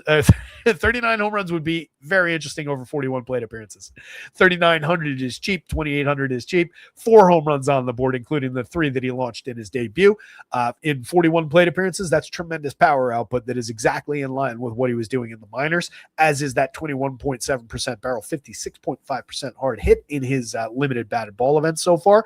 The kid is very interesting for power. He's going to have a ton of strikeouts. He's going to give you a lot of zeros, but he's going to launch baseballs from time to time. So your next highest priority player outside of the top 4 is in that 5 slot for a cheap price. Nolan Gorman's interesting. Going up against a weak righty, 2,400, 2,000 on FanDuel, most notably. Second base eligible, third base on DraftKings works. He's hit 7 home runs this year. He's sub Mendoza, sub 300 on base. He's been bad the better part of the last couple seasons. But there's a lot of lefty pop in that bat, and it's still there.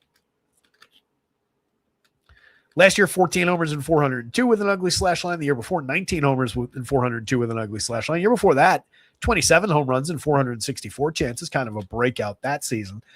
Just hasn't put together any kind of consistency in his career. He's pushed walks a little bit. Strikeouts are always going to be high. If I'm throwing darts, the pricing is at least in line with opportunity. Ramon Urias at the same position. I like Nolan Gorman certainly better. Urias here and there, you pick off a little bit of righty-based power upside, but this isn't the ideal matchup for doing that, so limited. Nathan Church, mix and match piece, lefty, 282 on base, not ideal for his profile, 78 WRC plus over a half season. Jose Fitterman, just a mixer.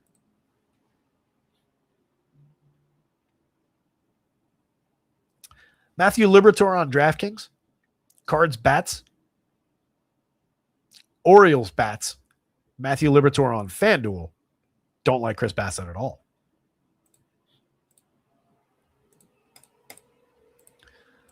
Guardians and the Halos. Let's see if we got these lineups in. Hit that like button when I hit the lineup button. You hit the like button if you haven't already. Make sure you jump into the pitching picks contest. Looking for a quality start plus 8 or more strikeouts. Win yourself a free month of content at Rotoscouts. Check out the free first week on a weekly as well. Rotoscouts.com. It's scrolling across the bottom of the screen somewhere along the way. Promo code is TRYME, capital T, capital M, all one word, gets your free first week. No commitment required. We'll renew it for at full price, which is under $1 a day. Access to everything that hits that website on every single one of our weekly, monthly, or quarterly plans. Angels lineup is in. Guardians lineup is not. Gavin Williams is fantastic. Walbert Urania is only okay. Urania 87 on both sites. Probably overpriced. Probably mostly unnecessary. The one thing, and I talked about it earlier, that is really an oddball here is that 26.5% probability of going over 8 runs that the Guardians are pulling against. The 12.76, both those numbers lead the slate of going over 10 runs. They're coming in with the 18th highest Vegas total. They're coming in at a 3.82 implied total in Vegas. So some disagreement going on that, as I said earlier, I think is mostly created by some havoc in that walk rate. It's not entirely wrong, because in those events wherein you do get the bad walks game out of Urania and he's not able to punch his way out of trouble or induce that key ground ball, then yeah, they have that explosive upside because he's giving away those free passes. So I'm not saying that the sim is wrong. It's just, it's that outlier tail that we do want to chase might be more of an illusion than some of the others. It's so difficult to say something like that without just sounding like I'm saying that I don't agree with the sim, that I think it's wrong. But I don't necessarily think that. I hope that's coming through okay. In other words, there's the mirage out on the horizon. We're wandering through the desert, the oasis out there. It's probably a mirage. I'm more sure that it is with him than with some of the other guys. But I'm not sure that it is. Best I can do. It's a really weird result that I wish we didn't have on this board. When I saw that today, I was like, that's going to break the show for a couple minutes. Ureña's been pitching well, but there is some luck going on, or good fortune from low-quality batted ball events that he's forcing. But he is forcing them. That is part of his game. I highlighted the 6-degree average launch, the 34.3% hard hit, the 87.2 miles an hour of exit velocity allowed. These are spectacularly below average, better than averages. He is good at inducing weak and medium contact and at keeping it on the ground. So there's a collision of factors there that influences the home run number, but it also influences the upside for extra base hits and cashing in these extra opportunities that he gets. On top of that, he misses bats with swinging strikes, finds the occasional punch out, and gets himself out of trouble either via a strikeout or via a weakly hit ground ball for a double play. And he does it again and again and again. That's how he's consistently beating the XFIP and the Sierra numbers. Does that normalize over another 100 innings if he got it out to 200? Probably. He probably finishes a 200-inning year around a 4-run pitcher, but he would be a 4-run pitcher that still induced weak and medium contact on a ground ball trajectory and didn't blow up that many times. I don't think he's a key piece. 87, it's just the wrong price to find him with all the quality on this slate. But it would in no way shock me if the Guardians just come in around their implied team total in Vegas, or 3 to 5 run type day. Gavin Williams, on the other hand, should be tremendous. Top projected pitcher on the board, I believe, or one of them, going up against an Angels team with a 28.9% strikeout rate available for him to exploit. He's only striking out 32.4%, so that's a nice collision of factors. 14.3% swinging strikes, 3.72 ERA, but a 2.86 xFIP, 2.96 Sierra, showing how good he actually is under the surface. 24.64 strikeout minus walk rate. He's tremendous. Giving up a little bit around the barrel rate, that's concerning. 46.3% hard hits. We're alarmingly over the line in all three of those categories. So the 4.03% home runs, honestly, probably a half a percentage point of home run short of where he ought to be. That should be like 4.5 against those numbers. That's the one lingering downside, a little bit of premium contact that results in a solo home run, and then he goes on his merry way and puts up a monster start. Not worried about it at all. If I'm playing Guardians, mostly around Jose Ramirez and the guys immediately next to him in the lineup. I like the power upside that Joe Adell brings. 20 home runs, even in a diminished season, we've at least gotten to 20. Some positive indicators. The barrels and hard hits are slowly but surely creeping up. They're not going to get to previous season levels, but at least it's nice to see. 332 xWOB under a 309 actual is finding the talent a little bit. 4,031 for the upside if you're choosing to attack Wilber Ureña. The one thing there is that Ureña knocks him down to a 3.28 because he takes the long ball away in a lot of ways. Ramirez, cheap at 52 for him, 34 on FanDuel, 10 homers, 29 stolen bases. A Ramirez-ish kind of a season, just incomplete, missing large chunks of it. But there's a lot of Jose Ramirez going on through that slash line. Chase DeLauder at 45-31, 13 homers, a great 363 on base, a 130 WRC plus that leads this squad. Linchpin for this offense, really. Stephen Kwan just gets on base via the hit tool. Nathaniel Lowe, 3,428, no tax on his solid season so far. 14 homers and over 339 opportunities. Solid slash line, solid contributor, 116 WRC plus. Angel Denial at 31-26, solid first 68 plate appearances, top prospect, interesting player. Third base on DraftKings is exactly where I want him. Shortstop on FanDuel. If I'm determined to stack this team and chase that long tail, then sure. He's good enough on talent to play him at that spot because he's so cheap. Hasn't proven anything yet, but the price offsets any real concerns positionally. But love him at third if I'm going to the squad on DK. 44 from Travis Bazzana is maybe a little high now. 29 on FanDuel, could be a little lower. 9 home runs, 18 steals, a lot of raw skills. 332 on base, 100 exactly league average WRC plus, a 300 xWOBA against the 314 actual, below average in both. Light hit, a little bit of speed in there to beat the ball to first base. I don't love him at those prices, but I would take him along for the ride because he fills second base if I'm going to this team in a full stack. Patty Bailey, Petey helping skippable down lineup. Mike Neto, Zach Trout. Love those two guys. Zach Neto, Mike Trout, your top priority bats in an obvious way at the top of this lineup. That's where your power upside is going to come from. 22 and 20 home runs combined for the two. Trout, still the better option, gets on base more consistently, 381 on base, a 380 xWOB under the surface. Still Mike Trout. Just wish he was on a different team. That one. Vaughn Grissom, Josh Lowe, Christian Moore, Gustavo Campero, Denzer Guzman, and Adam Frazier. Not a one of those guys is a priority against Gavin Williams. They are all incredibly skippable. Nobody is better than a mix and match guy, and very few of them are even that. Josh Lowe has 10 home runs in 268 plate appearances, limited quality of batted ball events. Christian Moore, high-end draft pick, hasn't shown any quality in the show yet, but at least found the barrel a few times in his limited batted ball events so far. If he was able to maintain that over any kind of stretch, that would be amazing, but that's not right now who he is. 2,100, he's very cheap at second base. Not a lot of playability on the Angels. Gavin Williams, way up top. I'll give it to the guards just based on that collision of Vegas and the run total and my expectations and the matchup hitting against that ceiling game probability, whatever we want to call it. I'll say it's Guardians above Urania, but he's right there. And then Angels bats way down the bottom. Where do they rank stacks wise?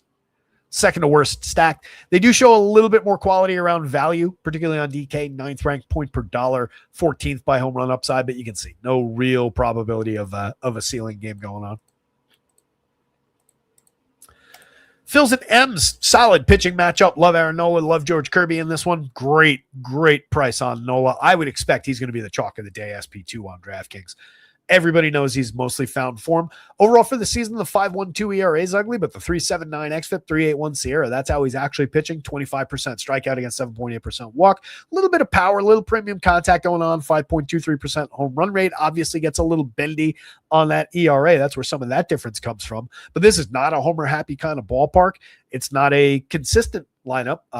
Obviously, again, Cal Raleigh found a little bit of the power last night. He's showing a 9.74 in the home run model today. Two guys over the magic number. There is quality showing for the Mariners in a believable way around those power marks, but that's really all they've got. I love Nola at 67 on DraftKings. I would play him at 85 on FanDuel if I need that spot as far as how he compares price-wise, but in that range, he's not necessarily the best option. Pitcher-friendly park, pitcher-friendly matchup, though. Curbs at 83. He's pitching like the $6,700 guy on DraftKings. Sub 20% strikeout, 4.180 ERA, 3.91 xFIP, better, 4.05 Sierra is right in the middle. Giving up a little bit around the premium contact. 5.6% walk rate is still right where he belongs, but usually we get a little bit more strikeout potential. We've also just run into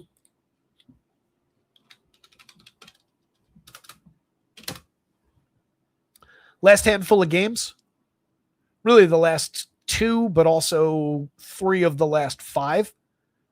Last time out, 3 1/3 at Milwaukee, gave up 6 earned on 9 hits, struck out 3, walked 2, not a good start. 4 2/3 at Houston, 5 earned runs on 8 hits, struck out 2, walked 3, allowed a home run. 5 innings of reasonable quality, only 1 earned run, 4 hits, 2 strikeouts, 2 walks, and a homer allowed against Tampa Bay. But, the start before that one. Oh, no, there it is. Sorry. It is there. At Texas, a gettable Texas team. 4 innings, 7 earned runs. This is back on July 27th.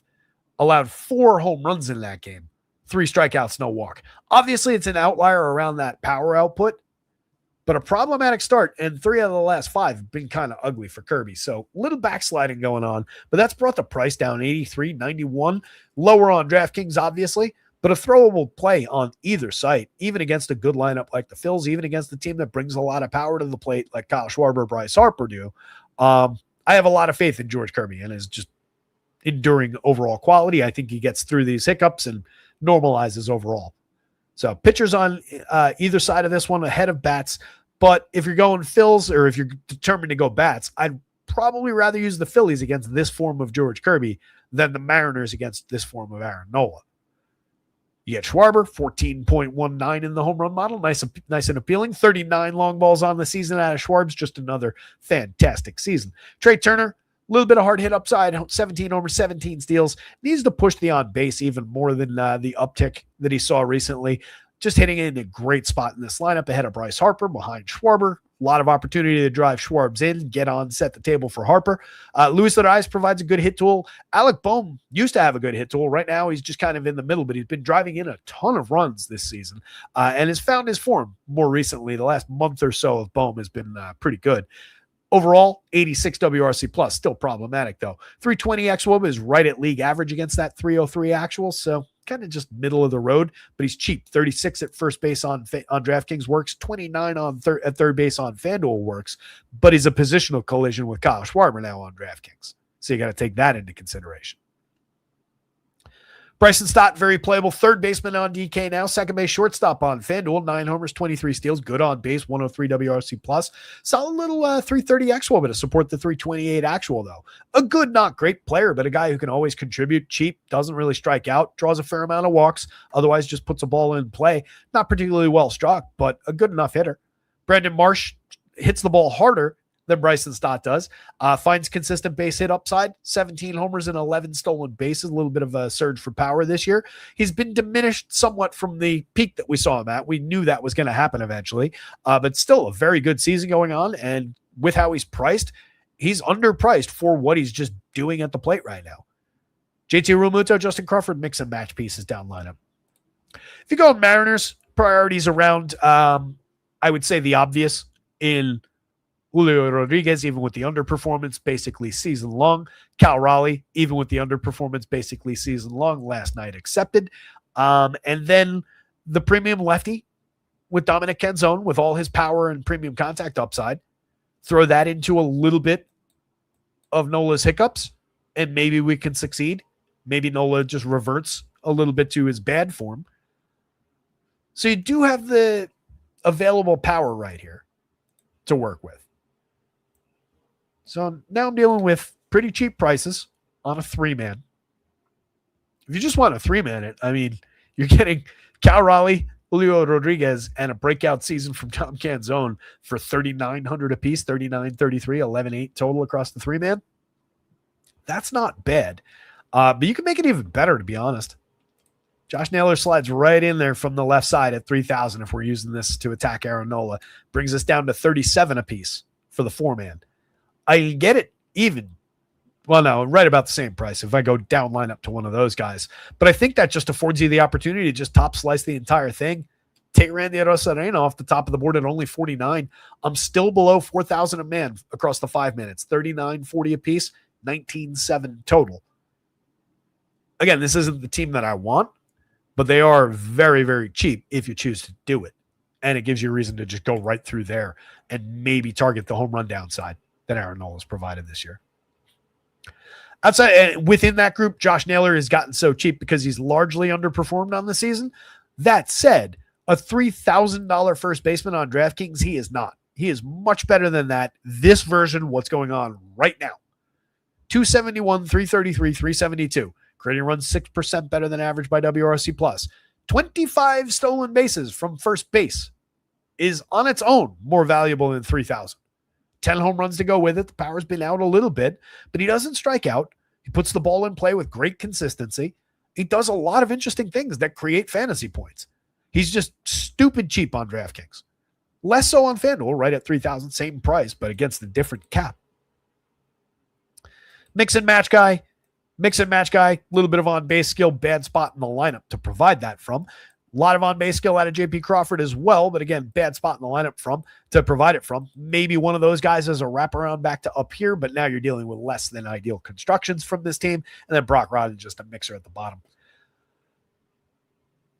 Nola on DraftKings, Nola on FanDuel, Kirby on DraftKings, Kirby on FanDuel, Phillies bats, Mariners bats.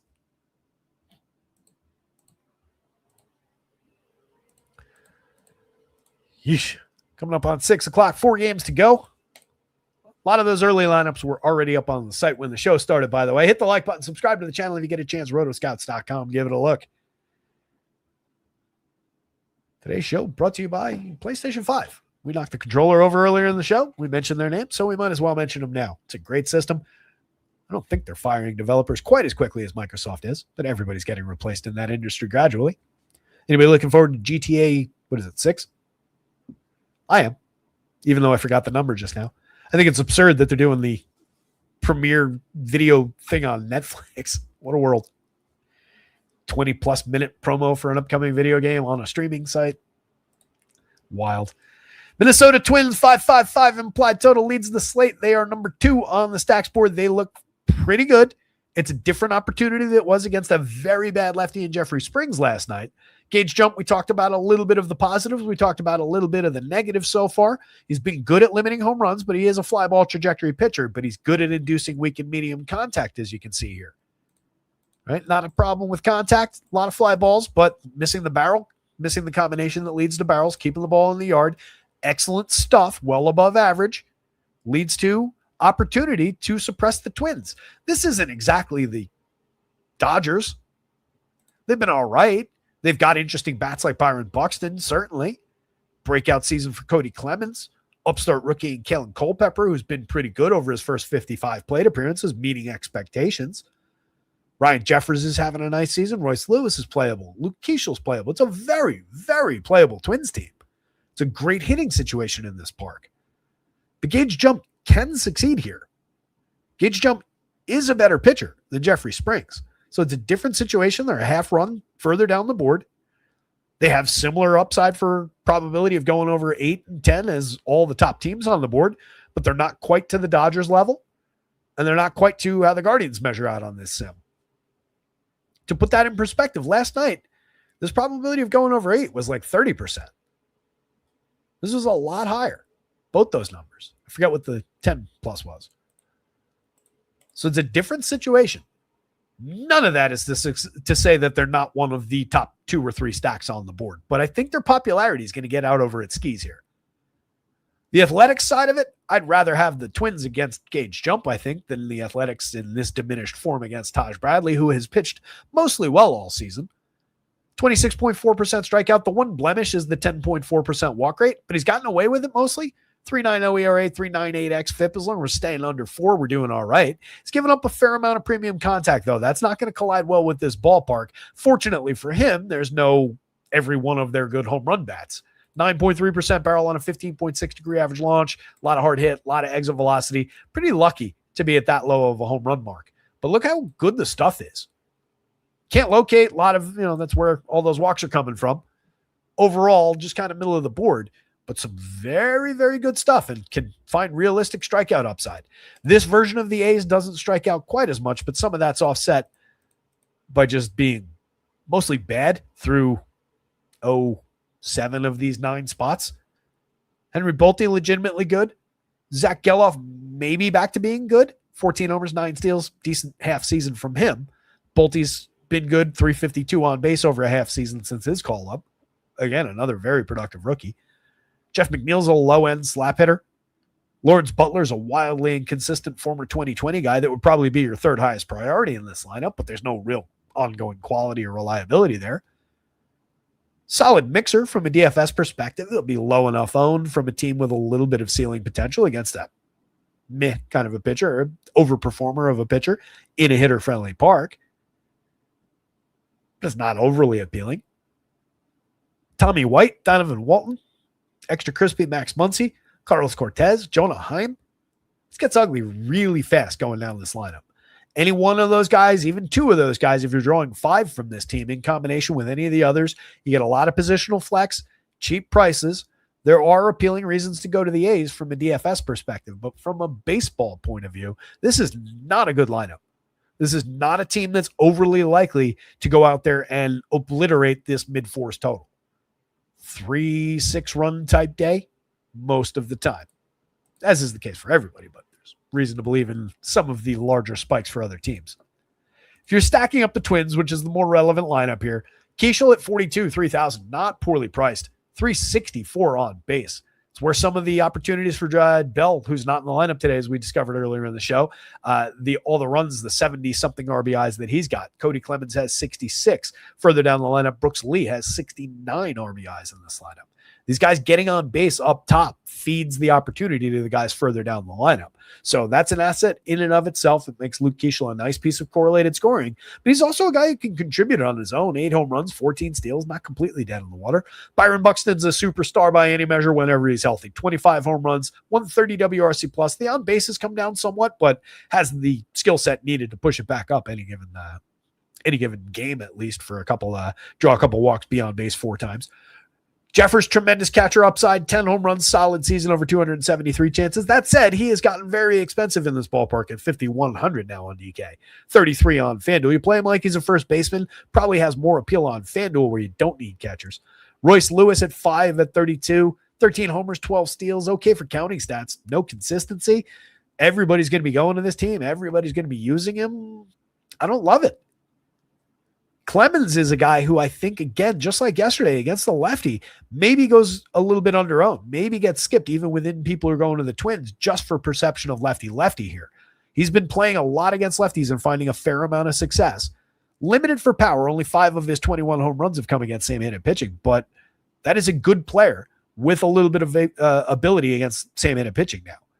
Culpepper's a priority at 35.25. The price is very low. 2 home runs on the board already. Kid's good. A lot of talent there. High-end prospect pedigree. Brooks Lee is a weird combination of results against actual impact. 20 home runs, 69 ribbies. The counting stats are there. He scored 58 times despite only getting on base at a 300 clip. 104 WRC plus. That comes against a 272 actual, but that's under a 319 actual. Even the actual is below average.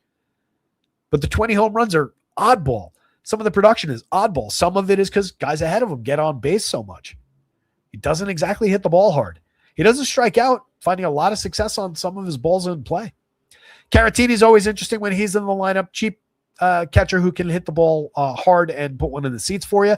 He'll probably be under-owned, especially by comparison to Jeffers at the higher price. So that is an interesting back and forth there. You can have them both at the expense of Royce Lewis, which would be another kind of interesting way to build this lineup because, again, everybody's going to go to there. So if you're just going here, first base there, and then I do need to make this cheaper, probably with Kellen Culpepper right there as a 5-man, that gets me to 4,500 a piece. 22.5, and I'm going to offset ownership around Caratini. That's not bad. Keeschel, Buxton, Jeffers, Culpepper, Caratini. Cheap enough. Creedler, just a mixer down the bottom of the lineup. If you go in A's bats, I already basically talked it through, but those 3 are your highest priorities, and then everybody else is a bolt-on part to save time. Twins bats. Taj is too expensive. Twins bats, A's bats, Taj, jump.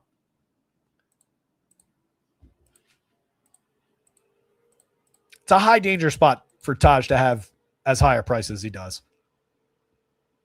The strikeouts are nice, but there's too much visible downside there. 4-run pitcher anyway. Too much visible downside through here as well in this ballpark. It just doesn't line up with those prices. 3 to go. We're going to make good time through these last 3, I promise. Padres. Going up against Paul Skeens. You're really just rostering the Padres because of Skeens' bumps in the road. And they've been real. No doubt about it.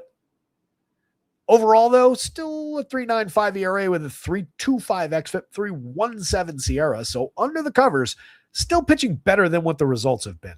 There have been shorter starts. There has been a diminishment in stuff overall, especially lately. Come out of a few recent starts very quickly. Couple of the pitches still massively above average as far as value goes, but the entire arsenal below average. What's interesting, last year, 106.86, not as like crazy high above average as you might have expected. Year before that, 101.53, only just barely above average. So it's not that crazy a diminishment. But when it comes with velo, when it comes with loss of spin on the fastball, as I said earlier in the show, my suspicion is that Paul Skeens is actually pitching hurt and just not telling anybody. 9,000, price is way down on DK. 88, price is even further down on FanDuel. Color me interested. Padres scuffling throughout the season, obviously have found more quality in recent months, particularly with Fernando Tatis opening that stance up, finding his power again. He's quickly up to 17 home runs and 30 stolen bases. We're going to look back at this season and say we're going to skip over it, hunting for where that diminished season was when we look back at this season 2 years from now. This is going to turn out to be perfectly fine. 125 WRC plus. Second base eligible for 35 on FanDuel. 6,000 in the outfield on DraftKings. Different proposition, but still worth the money if you're choosing to attack Paul Skeens. Skeens doesn't really give up power, though. Even with this diminishment overall this season, it's not really a big problem for him. Cronenworth at 3,026, just not a two-hitter, but a guy who historically has gotten on base a lot. Manny Machado's a priority at 5,000, 3,000, 24 home runs. Poor slash line overall, but you're just looking for the good batted ball events out of Manny, and you're going to their better players if you're targeting Paul Skeens because you're getting them at fair prices and no ownership. Ty France is having a good year. He remains cheap. 18 home runs, great slash line, over 383 chances. Jackson Merrill has found a little bit of quality. 21 home runs, 24 stolen bases, even with the low-end slash line at 238, 288, 412. That is great output for counting stats. Imagine if he was actually getting on base this year. Louis Renifo, Luis Campusano, Xander Bogaerts, and Dustin Harris down the bottom of the lineup. Everybody's skippable. Mix and match pieces. You don't really want more than one of those guys. Campusano, probably the best player in that group at 3,900. That's not a bad fit at catcher. 293, 400, especially 479 slug. 150 WRC plus, over 165 plate appearances this year. Quiet little breakout going on for Louis Campusano in a small but growing sample. Taking the Pirates against Michael King. I'd rather have Michael King, especially at 8,000 on DraftKings. 92 on FanDuel. Take him or leave him. 21% strikeout. That's where he falls apart a little bit by comparison to the higher strikeout aces on this board. 3.38 ERA, but a 4.35 xFIP, 4.40 Sierra under the surface. I talked a little bit about the uptick in power that he's allowed this season, but it still comes on very low-end contact. Weak and medium contact abounds. But the ball is in the air, so you get a little bit of incidental power. Could show up for a guy like Esmeralda Valdez, certainly. Obviously, Brandon Lau and O'Neal Cruz, with all their ability to crush baseballs from the left side, comes into play here. Cruz back up to full price at 62 on DraftKings, 4,000 on FanDuel, because why not? He's been on fire since returning to this lineup. So very good reason to go to this team there, and with Brandon Lau at 52-34. Lau's hit 27 home runs, strong season overall, 252, 317, 475, a 112 WRC plus. Spencer Harwitz is always interesting, 37-28. Solid lefty bat, 10 home runs on the board, but a 356 on base is extreme. Great way to set the table ahead of the power that comes with Lau, Valdez, Cruz. Brian Reynolds is having a good year, 15 homers, solid slash line, 370 on base. Again, we just get some of this correlated scoring. If you're going to this team, 3 elite level on base percentages out of those guys. One of them is Esmeralda Valdez, who only has 15 home runs and 247 plate appearances. 387 weighted on base against a 341 xWOBA. A lot of what he's doing is real. A lot of it's coming off that 15.4% walk rate that's offsetting the 37.7% strikeouts. The very definition of a 3 true outcomes hitter so far. But the outcomes on the positive side have been immense, and they've been creating fantasy points like crazy. Down lineup, you get Nick Gonzalez, who found some BABIP-based success early in the season. It's been pretty consistent, 308, 366, 397. Not much of a bat in terms of hitting for power. Probably in the wrong spot in the lineup for our purposes. He's kind of buried down here ahead of Jacob Gonzalez and Henry Davis. Not a one of those guys is overly appealing. Maybe a cheap shot at a batted ball event with Nick Gonzalez on base out of Henry Davis if you need to double dip from the bottom of the lineup on DraftKings where you take the catcher. But really, we're living up this way if we're building with this team. That's a $4,800 price tag on the 5-man, 24 total to go after Michael King. It's not ideal, but they are another team that's somewhat playable even with that lower mid-threes total. It's just more often than not you're getting the low-end 4-5 run day, even if King goes sideways.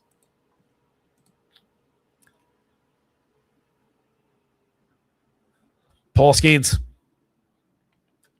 I get it, right? I get the hesitation that anybody might feel with that play, but when somebody that talented even with my suspicions and reason to believe that he is actually hurt or something going on. When the prices come down like this, and when people are going to be hesitant to go there, that's what creates the DFS late winning opportunity around a super duper star like Paul Skeens. He comes out on form and dazzles today. You're going to blow away with the field with him at those prices. Is it as probable as it once was? No, absolutely not. Is it still there? Yep. Am I interested in going to it? Yep.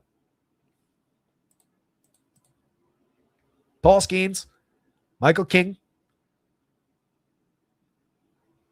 Pirates bats, Padres bats. I think that's reflected on the board. Hey, he got it right. Look at this guy. Pirates do pop 10th by home run. Kind of interesting.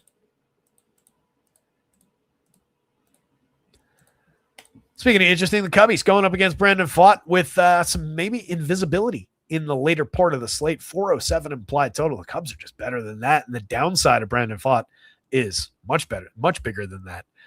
Overall for the season, even with this strong stretch of starts that he's been on, 13 starts, 17.1% strikeout, 6% walk is good. Good combination of pieces there. But this does not make you a appealing DFS option. Doesn't make you a pitcher that's very likely to blow away these Cubs. He's been good at inducing weak and medium contact, moderate trajectory, missing the barrel, not allowing the home run ball. But he kind of didn't do that throughout all of the 32 starts last year. He kind of didn't do that all of the 32 starts the year before that. Which guy is he? 3.39 ERA, but a 4.24 xFIP, 4.27 Sierra. Which guy is he? I'm betting these Cubs expose him. I've liked Brandon Pfaadt over the years too. I've had him in the Dynasty League a couple times. On DraftKings at 77, sure. Roll the dice a couple times at SP2, perfectly fine. At 9,000 on FanDuel, in this ballpark against that lineup? No. No, thank you. I'll be polite about it. No, thank you. PCA, top of the Cubs lineup, 69-43, 33 home runs, 32 steals. How expensive is PCA going to get before the year's up? Kid might win himself an MVP, especially with that defense added on top. He's tremendous.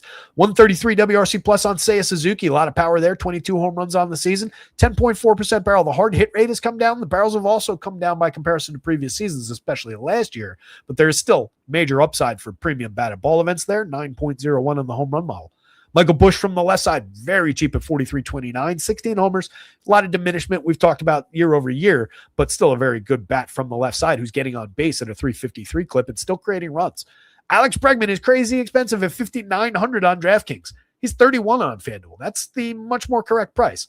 Breggy's still good, 115 WRC plus, but we're talking about a 256, 345, 418 slash, 19 home runs. That's a good, not great season. Over 591 plate appearances now. I don't know why he's 59 other than the ballpark. Maybe there's just some Coors Field-ish kind of pricing going on here. But that is notably high. That said, he's still very playable, and the hope would be that it pushes the ownership away like we always say about high prices. Ian Happ, Nico Horner, Pedro Ramirez, Michael Conforto, Miguel Amaya going down the lineup. A lot of playability through those guys. Happ has been inconsistent this year, but the power's still there for the switch hitter. A lot of strikeout this year at 30.5%. 12.6% walk is slightly down from years past. So a little collision and negativity there, but it's brought the pricing down and the upside remains tremendous. 110 WRC plus. Nico has backslid a lot this year, but still 21 stolen bases, a 320 on base, just a 92 WRC plus, but he does have that 324 XWOBA but at least target as being above average, even with the underperformance all year long. There is still quality there. Good filler at second base, if nothing else. Pedro Ramirez, 293, 47, 439 over 171 plate appearances. Not bad for the money at second base. Conforto, we've talked about a bunch. Makes excellent contact at the plate. Very, very cheap. Struggles to find any kind of consistency of results. But if I'm just buying this, if I'm choosing to target Brandon Pfaadt, that'll be one of the lower-owned Cubs on an already probably under-owned Cub squad. Miguel Amaya, just a mixer at catcher. The Diamondbacks grade out okay, and they do have some quality up toward the top of the lineup, but I don't like targeting Clay Holmes because he keeps the ball down like crazy. He has never been bad for home runs. Sub 2 last year, sub 2 the year before. .76 in relief over 63 innings in his last year with the Yanks. Clay Holmes is good. He was finding a little bit more strikeout earlier in the year before getting hurt. 2.49 ERA, a 3.76 xFIP, a 4.06 SIERA. There is some run creation available here. Doesn't strike out too many hitters, but again, was finding a little bit more here and there. It's not a great target overall. It's a bad ballpark for a pitcher. I don't love the option on the mound at 86 on FanDuel, 79 on DraftKings is more playable than the FanDuel price, but still, you've got better options above and below him. So while I'm not rushing to get him, I certainly don't want to rush to get them against him. I don't think there's, for a 10th ranked, 8th ranked team, 23rd by home run. And I don't know if we're taking the long ball away, how much of that tail is gonna, it's there obviously in probability, but I don't know. I don't know that that's the spot I want to chase. As I've said a bunch of times, when I have a tangible reason why not. And my reason why not is Clay Holmes and his ability to keep the ball in the yard. Lars Nootbaar, 33-27. Decent way to start a lineup off. His numbers, 221, 325, 338, not exactly matching the talent, not exactly matching the way he's hit the ball in his batted ball events so far this year. And those do match previous years of batted ball events. He's had more quality for on base and run creation in years past, kind of reflected by that 333 xWOBA against the 298 actual. Corbin Carroll's a star by any measure, 18 homers, 20 steals on his way to a solid 2020 campaign. Gabby Moreno underpriced at 45, but that price is gradually climbing now since we started talking about it, and good because he's only slashing 303, 381, 462 on the season, a 132 WRC plus, which is one of the best catcher bats in baseball. Adaldo Perdomo is only 39 on DraftKings. He gets on base at a 354 clip. He's stolen 17 bags. Solid table setter, especially if you're playing down lineup with guys like Max Kepler. A little bit of lefty power upside, but again, Clay Holmes not a great target for home runs. Nolan Arenado has hit 21 on the season, but inconsistent otherwise. Some pretty poor batted ball events. One of those two guys, or even both, honestly, if you're taking a short three-man through there, you're only paying $39, $33 a piece for that three-man. So that would be the way to build on a short stack against Clay Holmes. Obviously, Lars Nootbaar, Corbin Carroll, most especially, and Gabby Moreno are good options from the top of that lineup. Guys on the vine after those three: Timmy Tawa, Ildemaro Vargas, Ryan Waldschmidt. Vargas, by the way, down to 262, 306, 407, 9 home runs that he had way earlier in the year, 310 matching xWOBA and WOBA, and 94 WRC plus because he's not good. Was never good, even when he looked good earlier in the season, as we talked about. Ryan Waldschmidt has some prospect pedigree, hasn't been bad over 235 plate appearances, 336 on base. Interesting enough maybe to wrap him back around to the top for a cheap option from down lineup. Easily the most playable out of those three.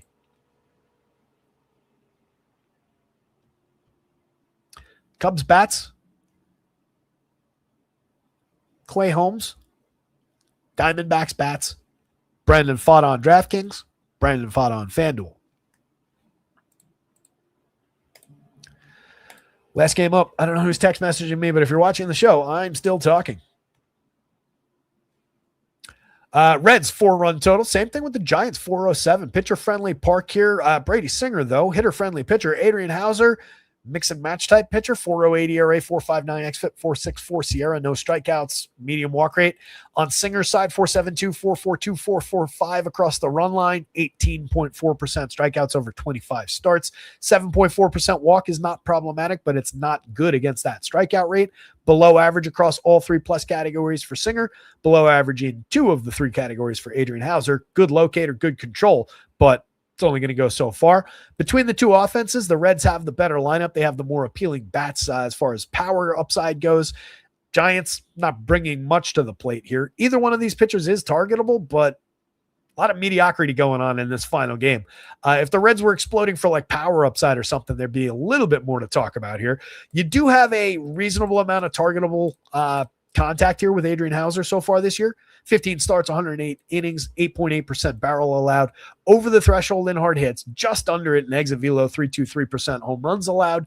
Last year, there was a fair amount of premium contact, even though he faded the home runs on some cutting of launch angle. It's a lot of exit velocity. It's a lot of hard hit. Similar the year before that, again, on a lower launch angle. If I'm taking Reds, I'm targeting, obviously, Ellie off the top, their star. 21 homers, 22 steals, 342 on base, 121 WRC plus. Only just getting going as far as his superstar level output goes. Sal Stewart having a tremendous year. 27 homers, 12 steals, 336 on base. Excellent option. Has second base eligibility to go with that. Holy shit, on DraftKings. That is huge for building with this team. I really like that. Wow. I got excited about the idea of putting Sal Stewart at second base on DK. Even at that high price tag, that position for him is great now because it doesn't preclude me from taking another premium first baseman along for the ride. Love that. Third base collision kind of sucks for Sal Stewart, Gino Suarez. Obviously, you can get around it by using the util spot on FanDuel, but that's never my favorite way to build when I am forced into it like that. Those two guys do have enough upside, though, to deliver from that combination. 7 for Gino in the home run model. He's very cheap on both sites. 18 homers over 401. Not where we want him, but there is still quality there. 10.7% barrel. Matty McClain's found the barrel somewhat this year. 10.3%. That said, comes with a lot of inconsistency. Sub Mendoza, sub 300 on base. 13 homers, 15 steals. You're just looking at the counting stats. Dane Myers, Hector Rodriguez, Brian Hayes. Rodriguez, probably the most appealing guy down there. Hasn't done much in the show yet.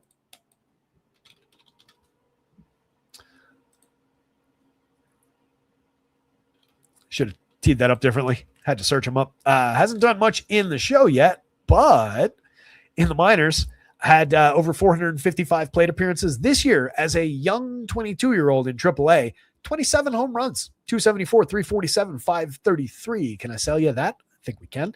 It's like Josh Baez kind of quality. Kid is legitimate. 2,700, 2,200 against Adrian Hauser. Reasonable reason.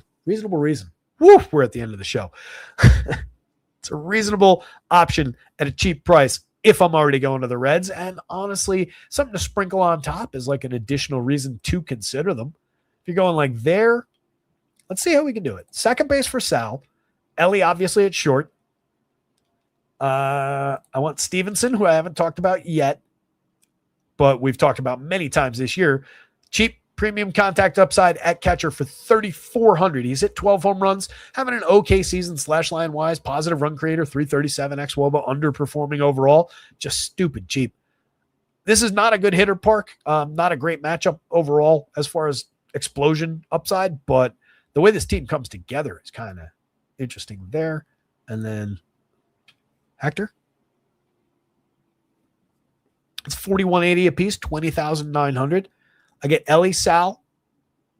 I get Stevenson. So I'm filling short, second, catcher, third, and only one outfield spot with that combo. So now I get 2 premium outfielders and a first baseman from my other stack. That's really interesting. Just the way those positions fall now.